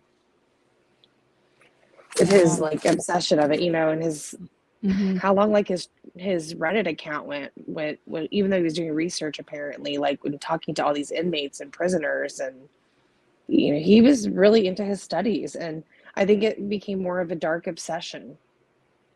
Yeah. A very, a very sick, disgusting, dark obsession. It still gets me out the picture of him and Ted Bundy beside each other that I showed a couple of weeks ago. It's freaking crazy how much these two look alike. Wow, I got to go And back then on your page and look at that. It is just, and it's crazy. I did a side by side with Bryan and Ted Bundy. It's the eyes, like the shape of their face. It is. You would think if you didn't know better, and you never heard of Bryan Kohberger, didn't know what he's done and what he's been charged with, and then you see Ted Bundy, you would think that Ted Bundy was Bryan's older brother. Oh, wow. I mean, you would think it was his love child, but then his mom wrote Yes. that article about Ted Bundy, like back during his execution, Mm-hmm. and that was Yeah. really disturbing. She was, very much against the death Death penalty, penalty. and Yeah. but anyways, thank you so much for having me up. I'm gonna jump down. I really appreciate it. Oh, you're very welcome. Thank you for coming up. Thank you. Bye. All right. Have a good night. Yes, You thank too. you. And also, yes, thank you as well. I just appreciate you covering this case and caring enough to get people together in a forum to try to discuss what happens, because we all love our children and we love children that aren't even ours as well. And that's one of Right. the biggest reasons why it's bothering me so bad. I've got children that are older than these kids, and it's something wrong, and it's still something that's not right. It's something still very off about everything. And if I put my finger on it, I'll definitely be back to share it. I definitely will come Okay. back to report my findings. I appreciate it, and I'm like you. Like Ethan was born. Well, Ethan, Hunter, and Maisie, they were born 3 days before my daughter was born, and Mm, so I've got basically all three of my kids are from 23 to 20. So my three kids are right around the same age as these kids, and it's heartbreaking to know that someone can go do this to someone, for just no reason. Like there is nothing that Bryan Kohberger can say that will justify the reason why he did what he did to these kids. There's just no reason. yeah, Like it was absolutely for senseless. nothing, Hmm. senseless for no reason whatsoever. And he sits up there and he tells the lawyer from Pennsylvania he can't wait to get exonerated. And he comes to uh, Idaho, and he's just very, like, you can just see the ego. Just, oh, he makes me sick. Oh my You god. can, you really truly can. You and the things that you're describing about his ego, the girl is something that's off about the two Right. of them, not even the BF. No one else in this case, but that BK and DM, those two are just totally off. But Yeah. yeah, I agree. There's something wrong, and I asked myself a question as well about the knife sheath. I asked myself, like, I know people are saying that in the haste of what he was doing, he left Hmm. it. No, you came in with a knife inside of a sheath. You leave it with a knife that is covered in blood, and you forget that you don't have the sheath on it. Right. Doesn't make sense. It would be a blood trail out of the house to down the sidewalk. We didn't get to see any of this stuff. This stuff isn't there. I Yeah. don't understand the crime scene. I don't even understand the crime Right. scene. And see, that So was another thing that I was thinking maybe, and as much as I think that there's something weird going on with Dylan, I even try to give the girl the benefit of the doubt of the reason why she locked herself in a room because she was scared. And I was wondered if maybe when she saw Bryan walk past her and go out the back door, did she see the knife in his hand? and she knew that something really bad happened, so she locked her door. But it still doesn't explain, though, why wait 8 hours before you call the police. That It, doesn't it, it it doesn't just make sense. it doesn't. I would have, I could understood if she'd have waited an hour or even 2 hours and she doesn't hear anything else in the house. She doesn't hear anybody come back in. There's no noise, no footsteps, nothing like that. It would have been completely silent. I'll give the girl 2 hours.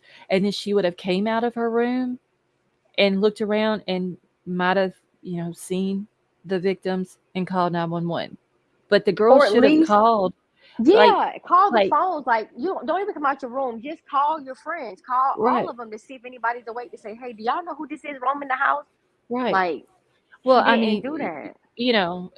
this I get it's a party house. People are in and out of there at all hours of the night. I'm sure, they don't I'm sure everybody that lives there didn't know everybody else who come through the house. But when you hear, "Oh, someone's here," then you hear crying coming from one of your roommate's rooms, and then you see this weird creepy dude all in black with a black mask on at 4 o'clock in the morning, and for whatever reason it scares you so bad that you have to go back in your room and lock your door. That's when you pick up your phone and you call 911 and was like, hey, there was some dude in my house. I heard these noises coming from my roommate's room. I thought I heard crying from calling from one of them. Can y'all please come check it out? I'm scared. I'm locked in my room. Can you please come check it out? That would have been the thing to do.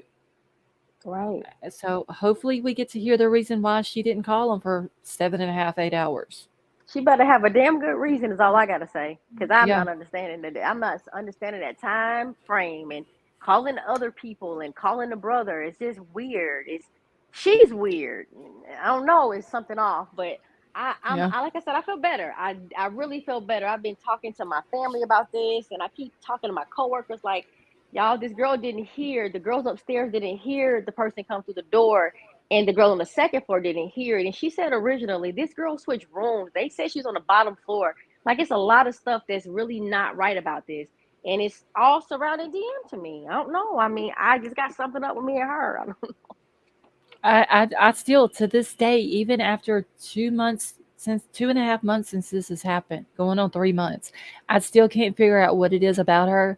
But every time I see a picture that has her and other people in it, my eyes automatically go to her. It's just there's something, and it's how you get that weird sixth mm-hmm, sense about somebody, but you don't know mm-hmm. what it is. That's what I have about her. Like I don't know what it is, but there's something not right.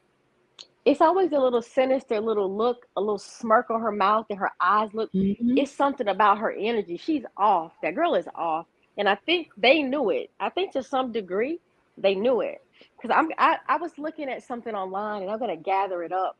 And the next time you go live, if you have your email in your community, I'm gonna show you these posts where someone was looking at all the posts that they were going back and forth about the pictures and photos, and when Dylan would say, nice, you look beautiful, Maddie. Oh, thanks, girl. Bethany Hmm. said, oh, I love you. You're as beautiful. It's like they gush over each other. But when it came to responding back to DM, they didn't respond to her the same way. It was like they may have felt something. I'm just talking about these are real text messages, real comments. Right. You'll see the difference in how they respond to her. She wasn't in the in crowd. The girl wasn't a part of the clique. I don't think she was clicked up with them the way they were with each other. So she seemed like she's an Right. outsider to me. And I'm Almost not like there saying that's was anything. tension in the house between them, like with Dylan over here by herself and maybe the rest of the girls. There might have been some type of tension or something. Maybe Dylan, there was certain things or certain activities that she did that they didn't like, or we really don't know what went on behind closed doors in that house, just between those girls. Correct. That could also be the reason why she didn't reach out to see were they okay, didn't call. Like, you didn't even go make sure the door was locked. Like, I'm so, your bedroom door is not going to stop you from an intruder from hurting you. Like, you got to get as many locked doors Right. as you can between you and an intruder. And so you see this mysterious person. You said you were frozen, shocked, and scared. So we clearly know this isn't normal to see somebody in the house moving in the dark, whatever the case may be. And you said you were startled and you were shocked and scared, and you just locked the door. You didn't Yeah. go make sure the door was locked. Like, Girl, you should have heard when he went past the door and closed the door behind him. Did the man close the door? Did he leave it open, DM? Like, what Yeah. really went on? It's just not making sense. And I don't know. I know I keep saying the same thing, but I'm just going to go back through this affidavit. And I'm just telling you that when you put these videos together from the beginning, they're saying that those two girls were on the bottom floor. They made it seem like Yes. those two girls were secluded. They didn't hear anything. And like the killer didn't Oh, even know they were in the home. but if you remember in the very beginning, whenever they said that the girls, Dylan and Bethany, were on the first floor, they slept Hmm. through the whole thing. They said They, that. they didn't hear nothing. They slept through the whole thing that night. They didn't know nothing about it until they woke up later on in the morning.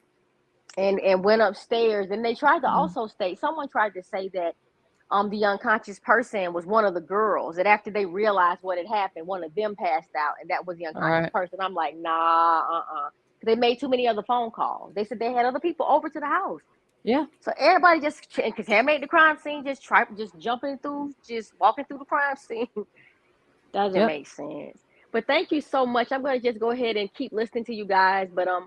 definitely I've just joined your chat and I'm definitely gonna be a member and I'm gonna just try to follow this case and whatever else you're trying to whatever you want to discuss, I'm gonna definitely be on this channel. I appreciate you doing this for these kids. Oh, no problem. And thank you so much for coming up and joining us tonight. Thank you. No problem. Thank you so much. You're welcome. All right, have a good night. All right. You too. All right. All right, y'all. Let me catch up in chat here real quick. Let's see. Never heard they slept through it.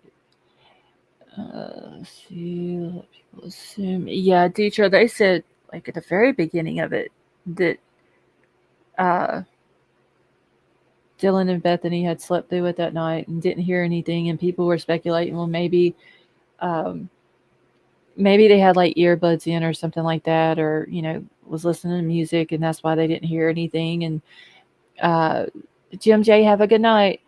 Um, some were speculating that because of the way the house was built, they wasn't able to hear anything. Let's see, I gotta catch up, y'all. The chat was going by like super quick, so I wasn't able to see everybody's stuff.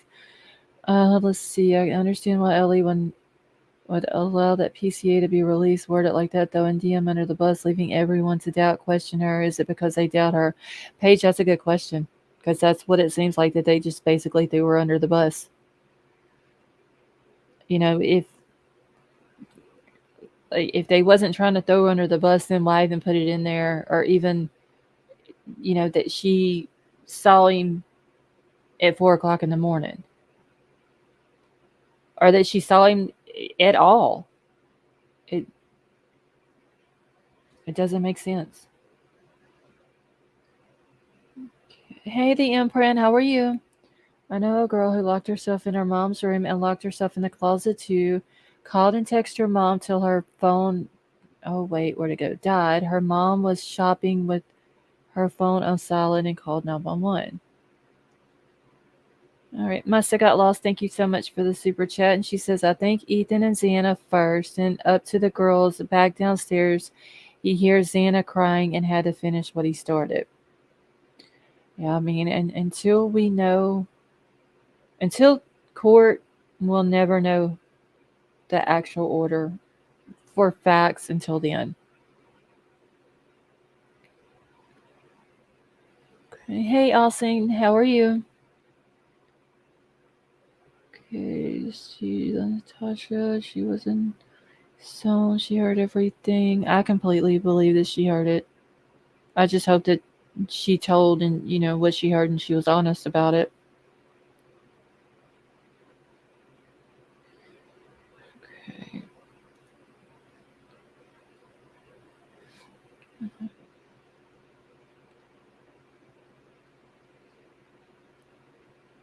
Let's see. Now, Bethany, I can believe she heard next to nothing. Yeah, Deidre, that's what everybody was saying. Like, the way the house was built,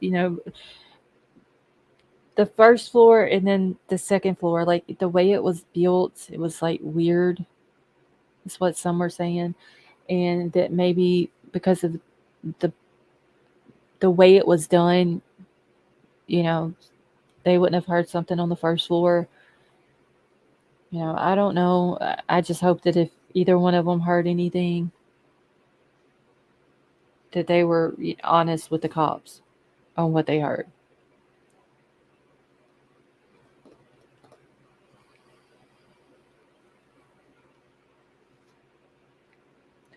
Oh, Latasha Evans, thank you so much for the super sticker. That was very nice of you, honey. Thank you. I always thought the statement didn't line up, especially with friends being called before law enforcement. 3 times she heard. Let's see. If you're up 3 times she heard, he was only there 16 minutes.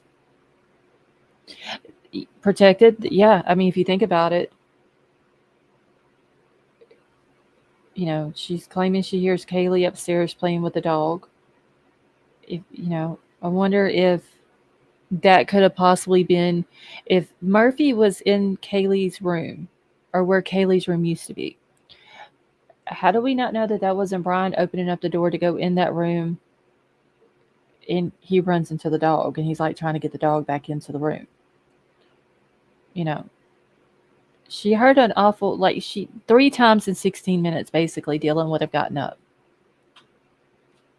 And he had to have, let's just say if he comes into the house and he goes upstairs first, and then he comes back down the stairs and he goes to Ethan and Xana's room, and then he goes back out the door. That's 3 times that he has to pass Dylan's room. And it's like she never heard him any of those 3 times until that last time. She didn't hear him the first 2 times. Che, thank you so much for the super chat. And she says, great content and discussion. LSCC, appreciate you. Well, thank you, honey. That was very nice of you, and I appreciate all of you as well. She was playing peekaboo with Bryan. But I did see, and this is what I was talking about. I had crossed my mind earlier, and then I completely forgot about it. I was reading one of the articles. There was something that someone had put out. I believe it was Crime Circus where I seen it at, and he was talking about the whole visual snow thing, and he said that sometimes it's worse in like the left eye on the outside of the eye. And so if he's walking from Ethan and Xana's room, if Bryan is, and he's walking by not Bethany, I'm sorry, Dylan, and he's going out the back door, then Dylan would have been on his left side. So I'm wondering if maybe that whole visual snow thing, and it's like those dark spots that people with visual snow see, if that black spot was obstructing his view to see Dylan on the left side. Because they said it's like the dark spots are like in the peripheral vision of the eye. And maybe that's why he didn't see her. Okay, I don't believe he came in there and not know who was in the house. Yeah, I think he knew who I was in there. Especially if it's true that he was stalking this house. Now, Kaylee, that would have been the first time she'd have been there in the new vehicle. But,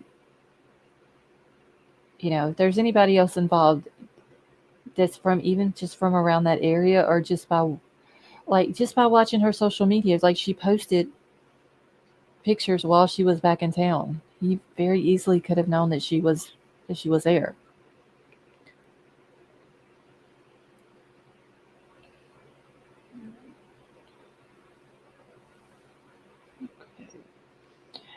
Carrie, thank you so much for the super chat. She says justice for Idaho 4. Yes, that's one of my hashtags that I put with every one of my lives that I do on this case. It's always Idaho 4 and justice for Idaho 4. Carrie, thank you very much. Thank you to everyone. I think it was Shay that did the gifting of the memberships, all the super chats, new members, all the new subs. Thank you all so much for being here tonight.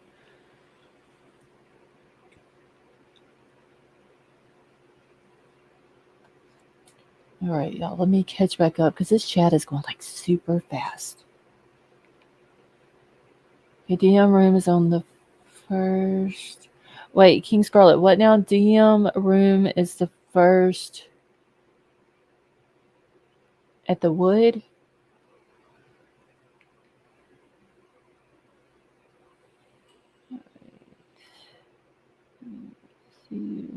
And y'all, if anyone new has come in and I have not said hi to you, I do apologize, but thank you so much for joining us tonight. Okay, I have some outside of the box idea on that, but it's pretty out there. I feel so maybe I shouldn't. Brad, would you like to come up and tell us about it?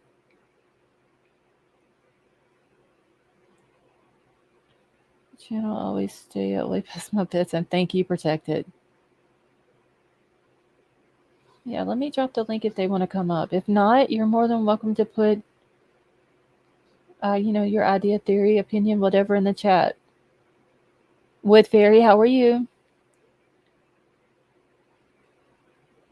Okay, do normal people who would allegedly be aware of or hear the whole massacre in their home open their door 3 times to look? If so, why? I'm sorry, but if I'm living in a house with roommates and I hear crying coming from one of their rooms, if I know her boyfriend is there, I'm going to go find out what's going on because I'm going to want to know why my friend is crying, especially when there's a man in a room, whether it's her boyfriend, husband, or whatever. I'm still going to want to know why my friend is crying. If I see some creepy ass dude walking through my house at 4 o'clock in the morning, whether he's dressed in all black, blue, purple, yellow with orange polka dots, and he has a mask on, I'm calling the police, especially after I heard my roommate crying. It's just, it doesn't make sense why she didn't call. I get it, she's scared because maybe she saw the knife in his hand when he walked by her. I completely get that would have scared her. That's understandable. She goes in her room and she locks her door. But why in the hell did she not pick up the phone and call 911? That's what don't make sense. She didn't even attempt to call for 7.5 hours. That I don't understand that either. Wood Fairy, thank you very much. I don't understand it, y'all. I really don't. Why only one footprint? Now, Laura, with the footprint thing, there could be other footprints, but they only put the one footprint in the probable cause, and they put it in front of Dylan's door. And I think the reason why they did that was to corroborate Dylan seeing him walking like that was his pathway out of the house. So when she tells her story that, yeah, I saw him walking from Ethan and Xana's room, and he goes through the kitchen, like by my door into the kitchen out the back door,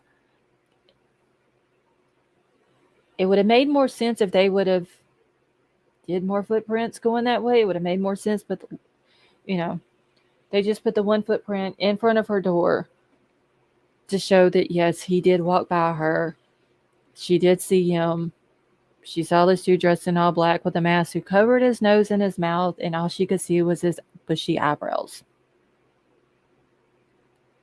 She obviously didn't ring or text wake her up either. Crime crazy, exactly. And I'm curious to know if she even told Bethany the next morning that there was some crazy looking dude in their house at 4 o'clock.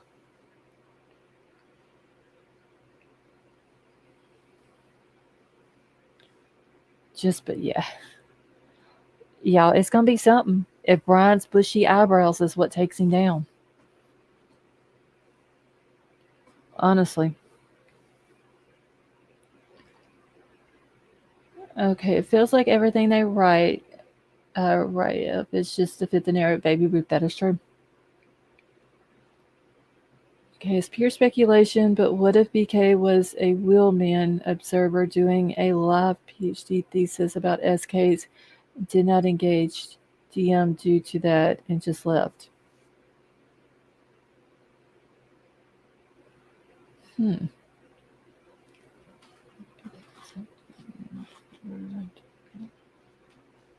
I've never thought of that, Brad.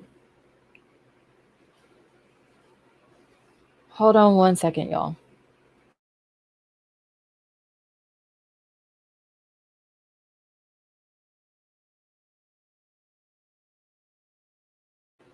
Okay.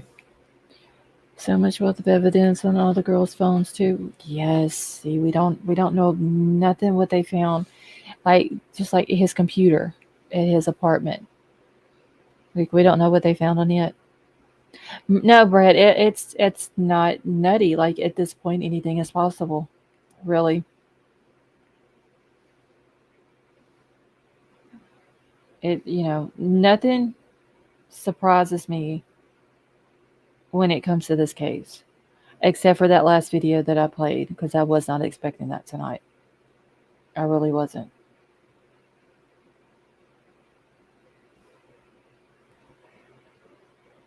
And I really didn't even know what to say after I watched it.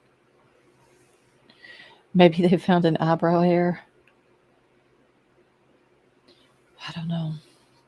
I mean, they're saying that they found possibly animal hair.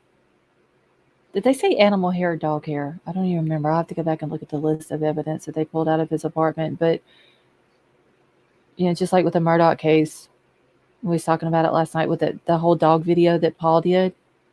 A dog or dogs and the Murdoch case is more than likely what's going to take Alec Murdoch down. Well, in this case with Bryan, if they can prove that that one animal hair is actually hair from Lil Murphy, then Murphy would have taken down his mama's killer.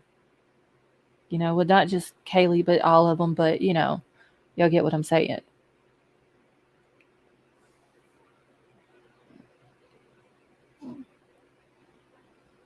And yes, Latasha, we are so happy that you're here with us, honey. And thank you all so much for coming up on panel. Lisa Marie, thank you so much for joining us tonight.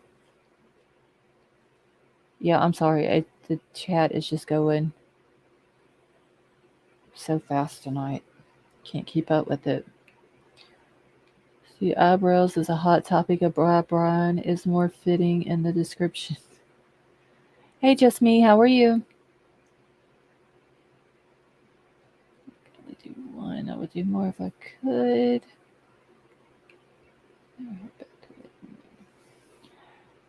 So I don't know, y'all. I just take it off a slow mode and watch go super fast. Wait, what a baby is bad enough. I can't keep up with it now. A lot of times, the only reason why I know that new people are coming into chat is because y'all are saying hi to them.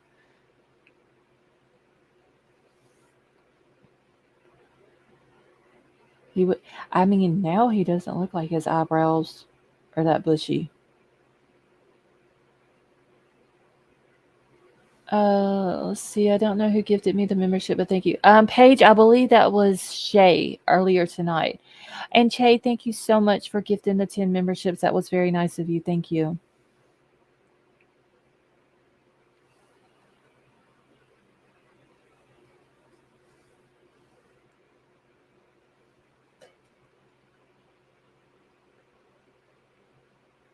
Hold on one second, y'all.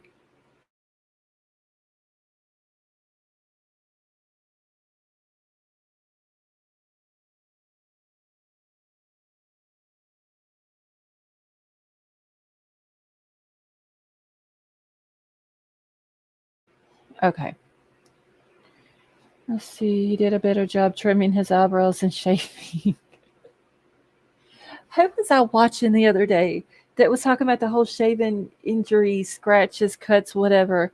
And they said that they were wondering if maybe he did that intentionally. Because if the razors are that bad, like why isn't there more inmates going to court with like cuts all over their face?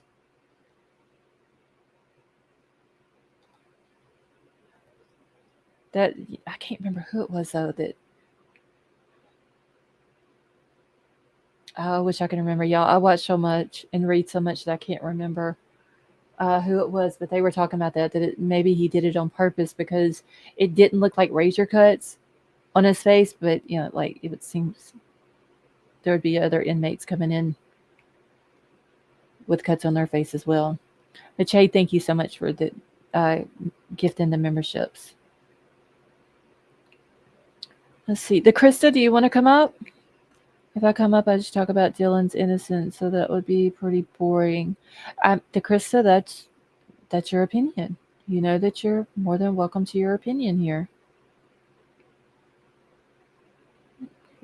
And you're more than welcome to come up if you would like to. Hold on, I'll grab the link for you and throw it out there. Let's see. Okay. So, Krista, if you want to come up, honey, there's the link. Okay. Wolfpack, that could be it. Just, it's disgusting, to think that somebody would want to cut their face up just to see blood, or does he get off on that? I don't know. Millennials, I haven't really kept up with that case. I heard about it not long after it happened, read about it a little bit after it happened, but if I do, it may just be, once the sentencing happens, whatever he gets sentenced or whatever, I may, talk about that a little bit, but probably not the trial, no. And Delene, how are you? Hey, Pam. Okay, it's not that she's not innocent, her behavior. Yeah, I mean, I honestly, y'all, I don't think Dylan had a helping hand in the murders.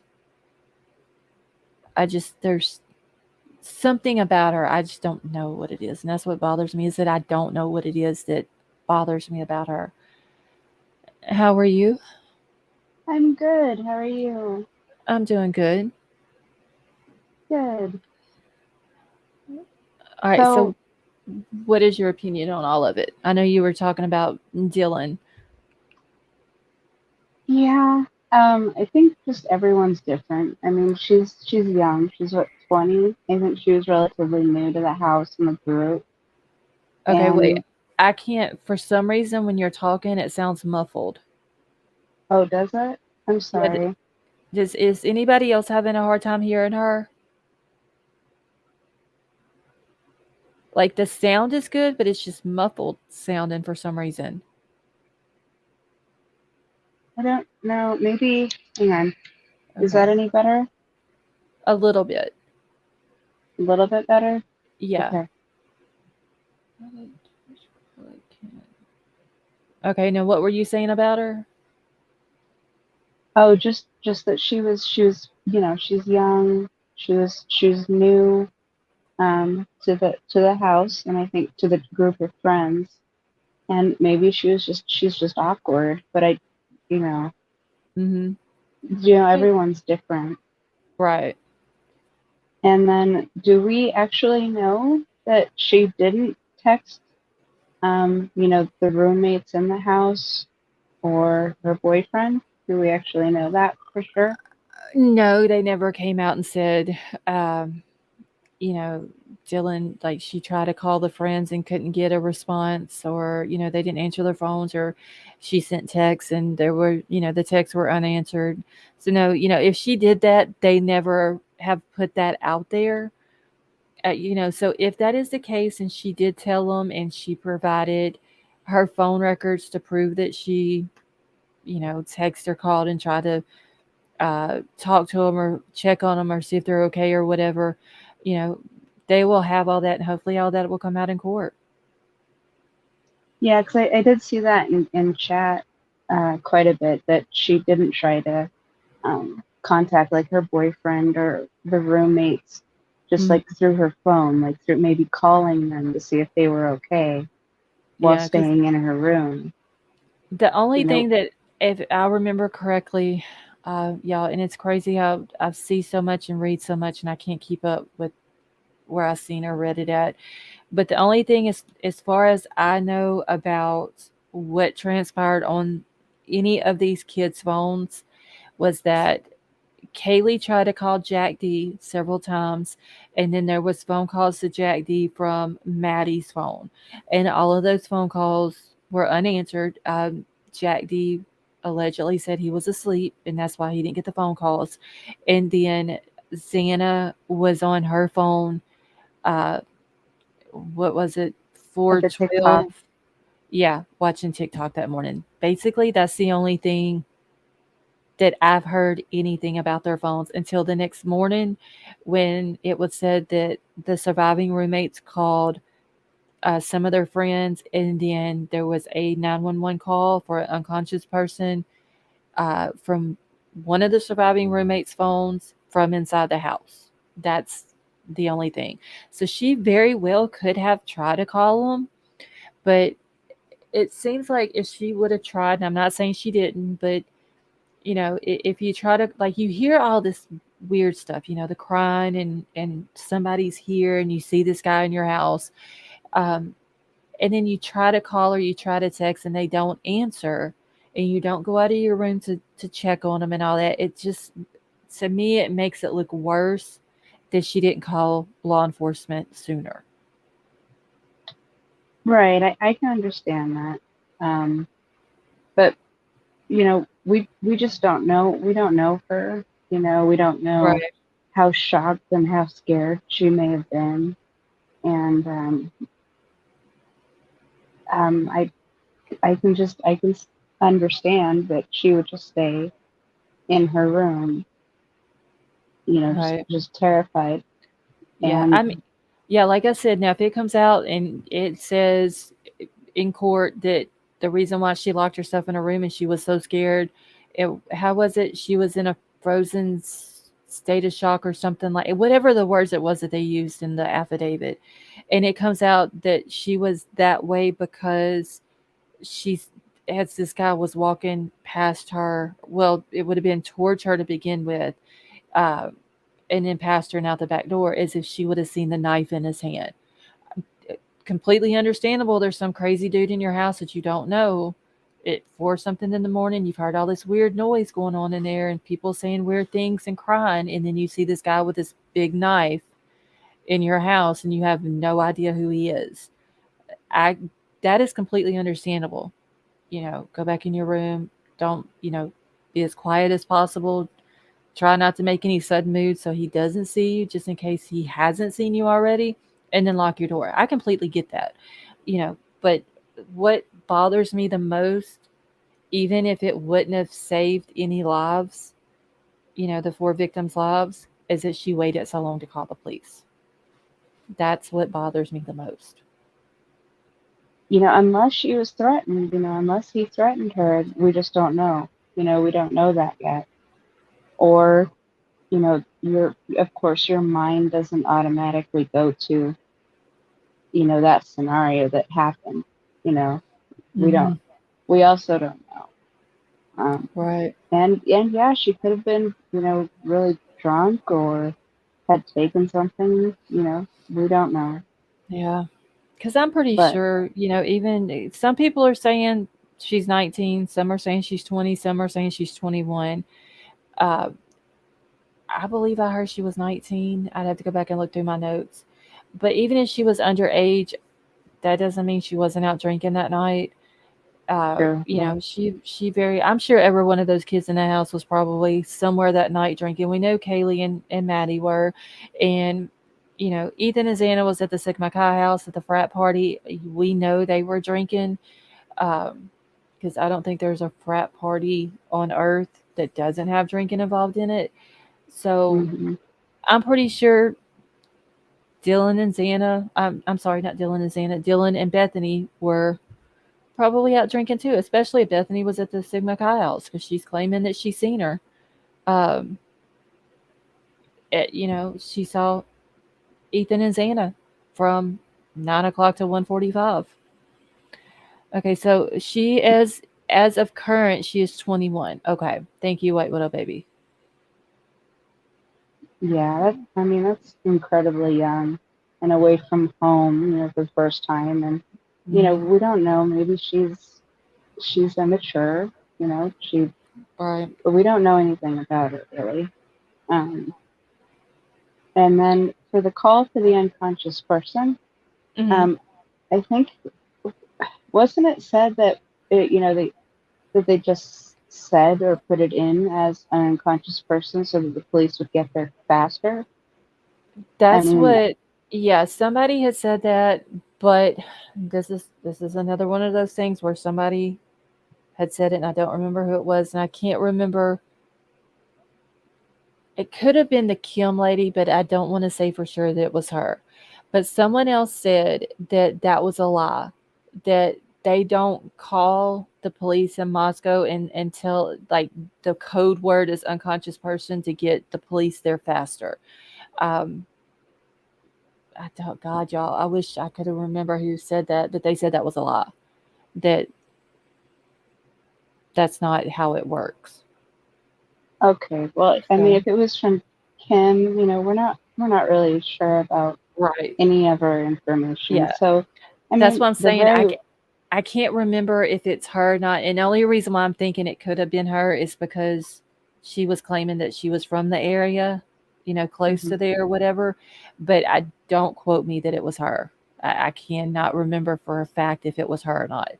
Um, but I do remember hearing that they said that no, that was a lie. That there's no code word, to get the police to come quicker.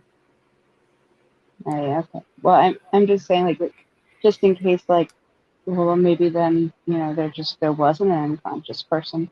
Or we've heard also that the two surviving roommates were, one was hyperventilating in the front yard and Hmm. one had possibly passed out.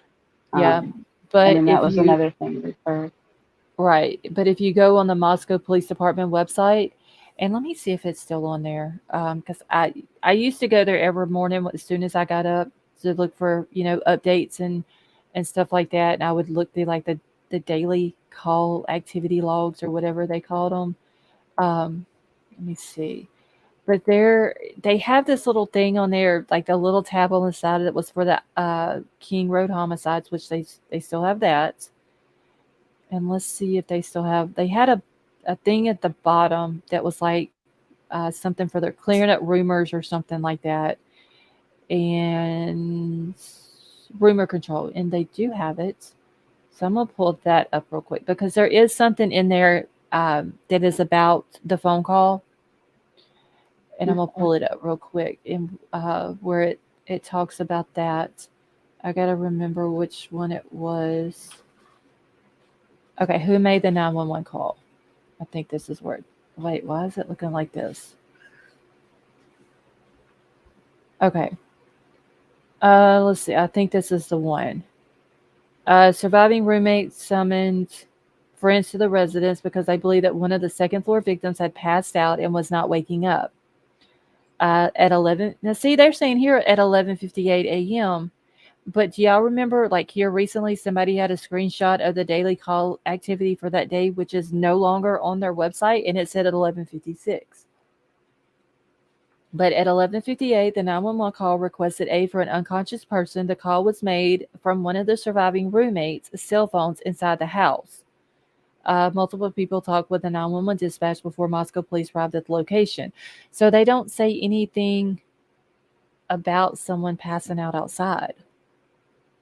And I feel like that if that part would have been true, that they would have included that with this. Mm. And there's nothing that I've seen on here about someone passing out outside under their rumor control thing.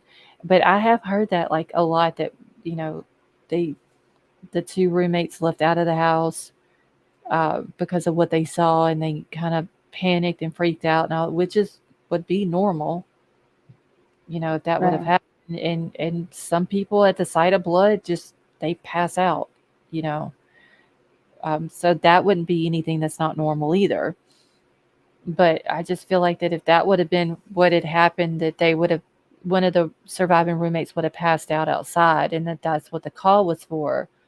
It would have, like, they would have had that in here.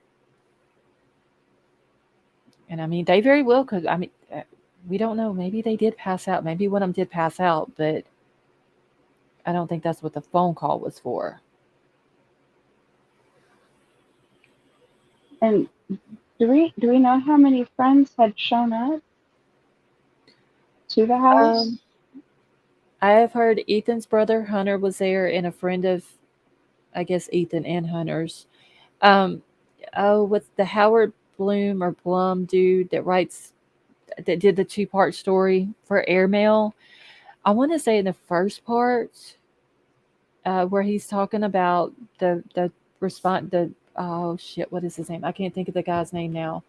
The officer that went there, and he says that whenever he arrived on scene, the kids were standing at the door, and whenever he walks through the door, he wasn't expecting the smell of blood to go up his nose. Well, in that little area of the article, I want to say that he said that there was 5 people standing in the front yard, Okay. like close to the door. I believe it was 5, but it's behind a paywall, and I didn't pay for the article, Right. to read it. So, but I believe it said 5. Well, I know there's, talk about contaminating the scene, and of course, yes, but this isn't the first time that this has happened where they've called friends Hmm. over and before they called police. It happened in the Ramsey case. It also happened with the Arias case. His roommates had you know um, called friends, and they had got into his room and into his bathroom and found him, and then called police. Yeah, I didn't even follow that case. Now, John Benet's case, I did. I remember I was young whenever that happened. But I remember, reading about it in papers, and it's like all over the TV and and all that. Even back then, I thought it was weird. Like, why would you call? Your little girl is missing. Like, why not call the police first? Like, Yeah. police are first, then your friends and family. And even when I was younger, it did make sense. you know.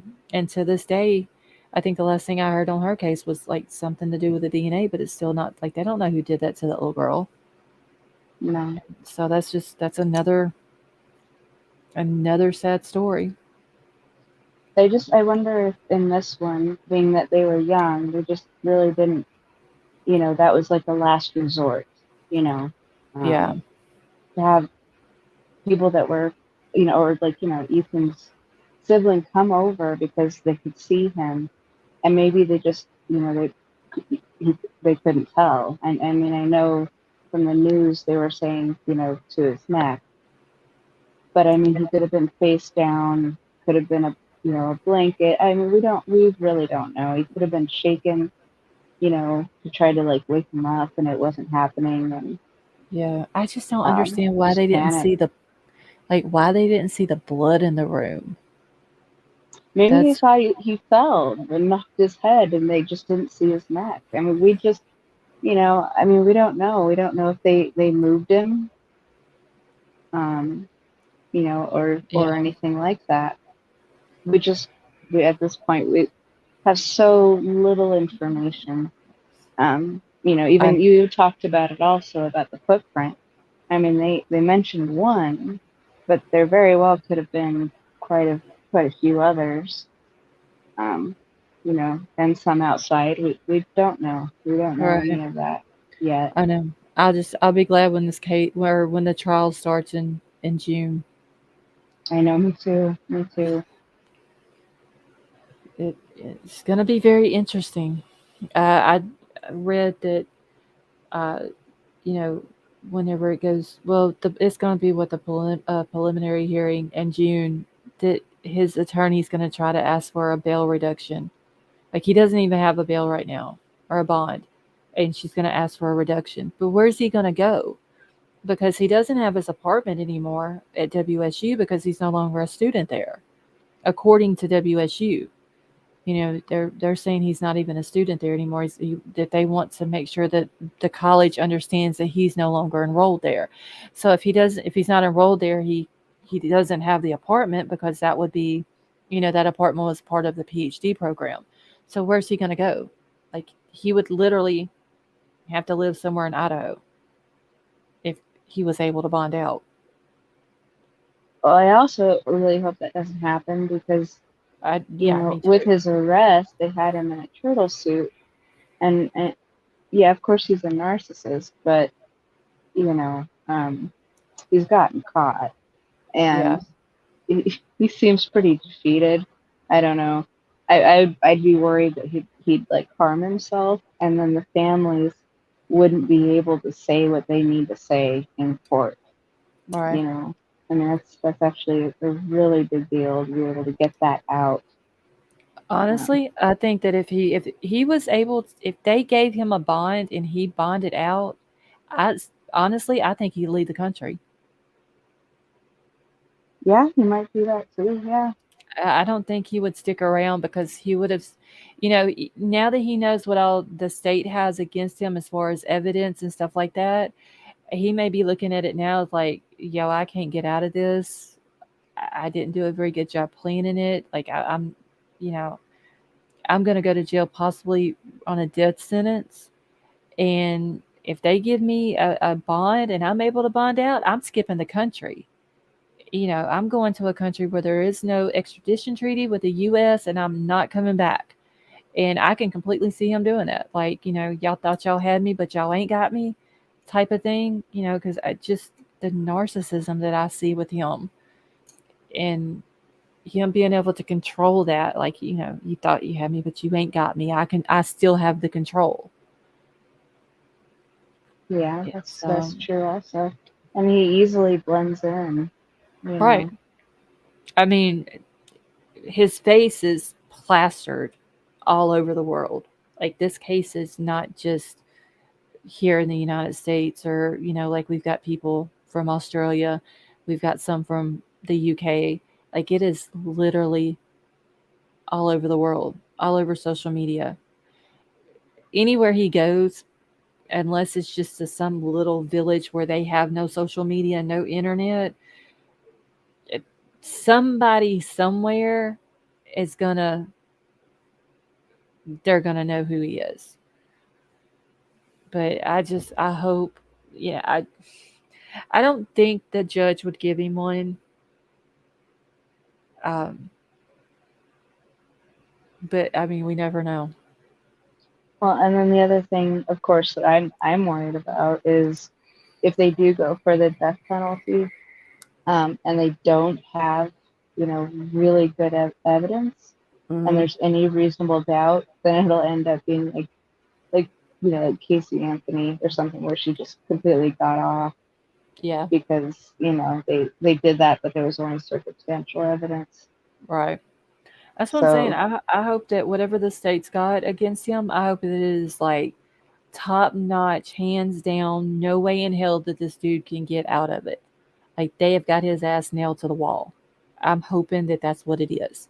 Um, because just like the thing that I read earlier about the cell phone towers and what that expert is saying, that there is no expert in the world who can say like pinpoint an exact location of where this person is just by their cell phone records.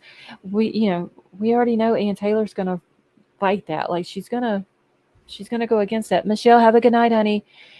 She's gonna go against that, and she's gonna do whatever she can to be like, hey, how do you know just because he was in the area 12 different times, he could have been, like he said, in jail, been shopping over in Moscow or uh, whatever.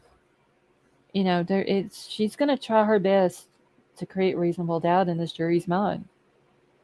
well, I really hope they get a very good expert analyst witness for that data of the cell phone then if they're going to really try to fight it. Right. And Gigi, let me see real quick because she said something about her husband. Gigi said, y'all, please, who pray for my hubby. We don't know if he had a heart attack yet. I was sick today and they are running a lot of tests on him all night. So Gigi, yes, we will all keep your husband in our prayers and pray that, he didn't have a heart attack, but they also do find out what is going on with him and that he gets better soon. Oh, I'm so sorry, Ethan. Okay. Okay, And well, I'm sorry, I wasn't trying to cut you off. I just saw that and wanted to grab that comment before it ran oh off no, out of the chat. absolutely, absolutely. So I'm gonna go ahead and drop down. Okay. Just wanted to come up for a little bit, Well, say thank you, hi. ma'am. Well, thank you so much for coming up. And I hope you have a wonderful night. You too. Thank you. All right, no problem. All right, y'all. Let me catch up real quick before I have to end it for the night. I want to thank everybody who was in here with us tonight. You guys are awesome people, for real.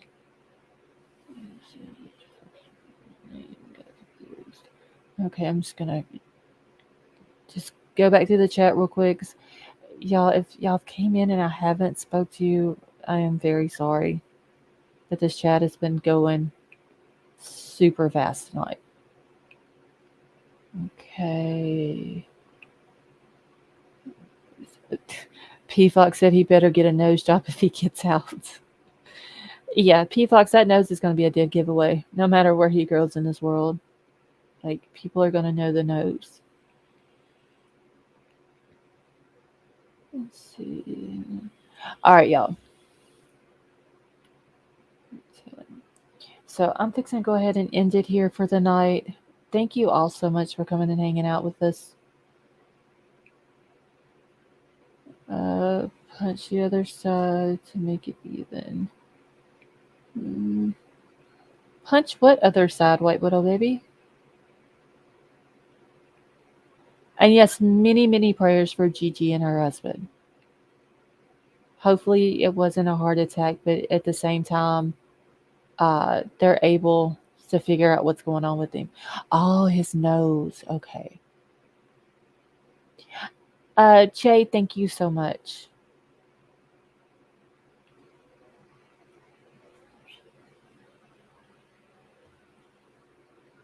Okay, 1 second, y'all.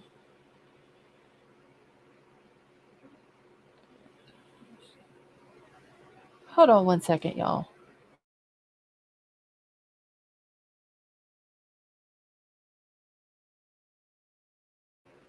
Okay, real quick, y'all, before I end it. Because a lot of y'all wasn't in here at the very beginning of the live. But one of the subs in here, Yorkie Mom, and I'm not sure if she's still in here with us tonight, but her niece has a best friend. Her best friend's sister has been missing since 2000. Her name is Molly Bish.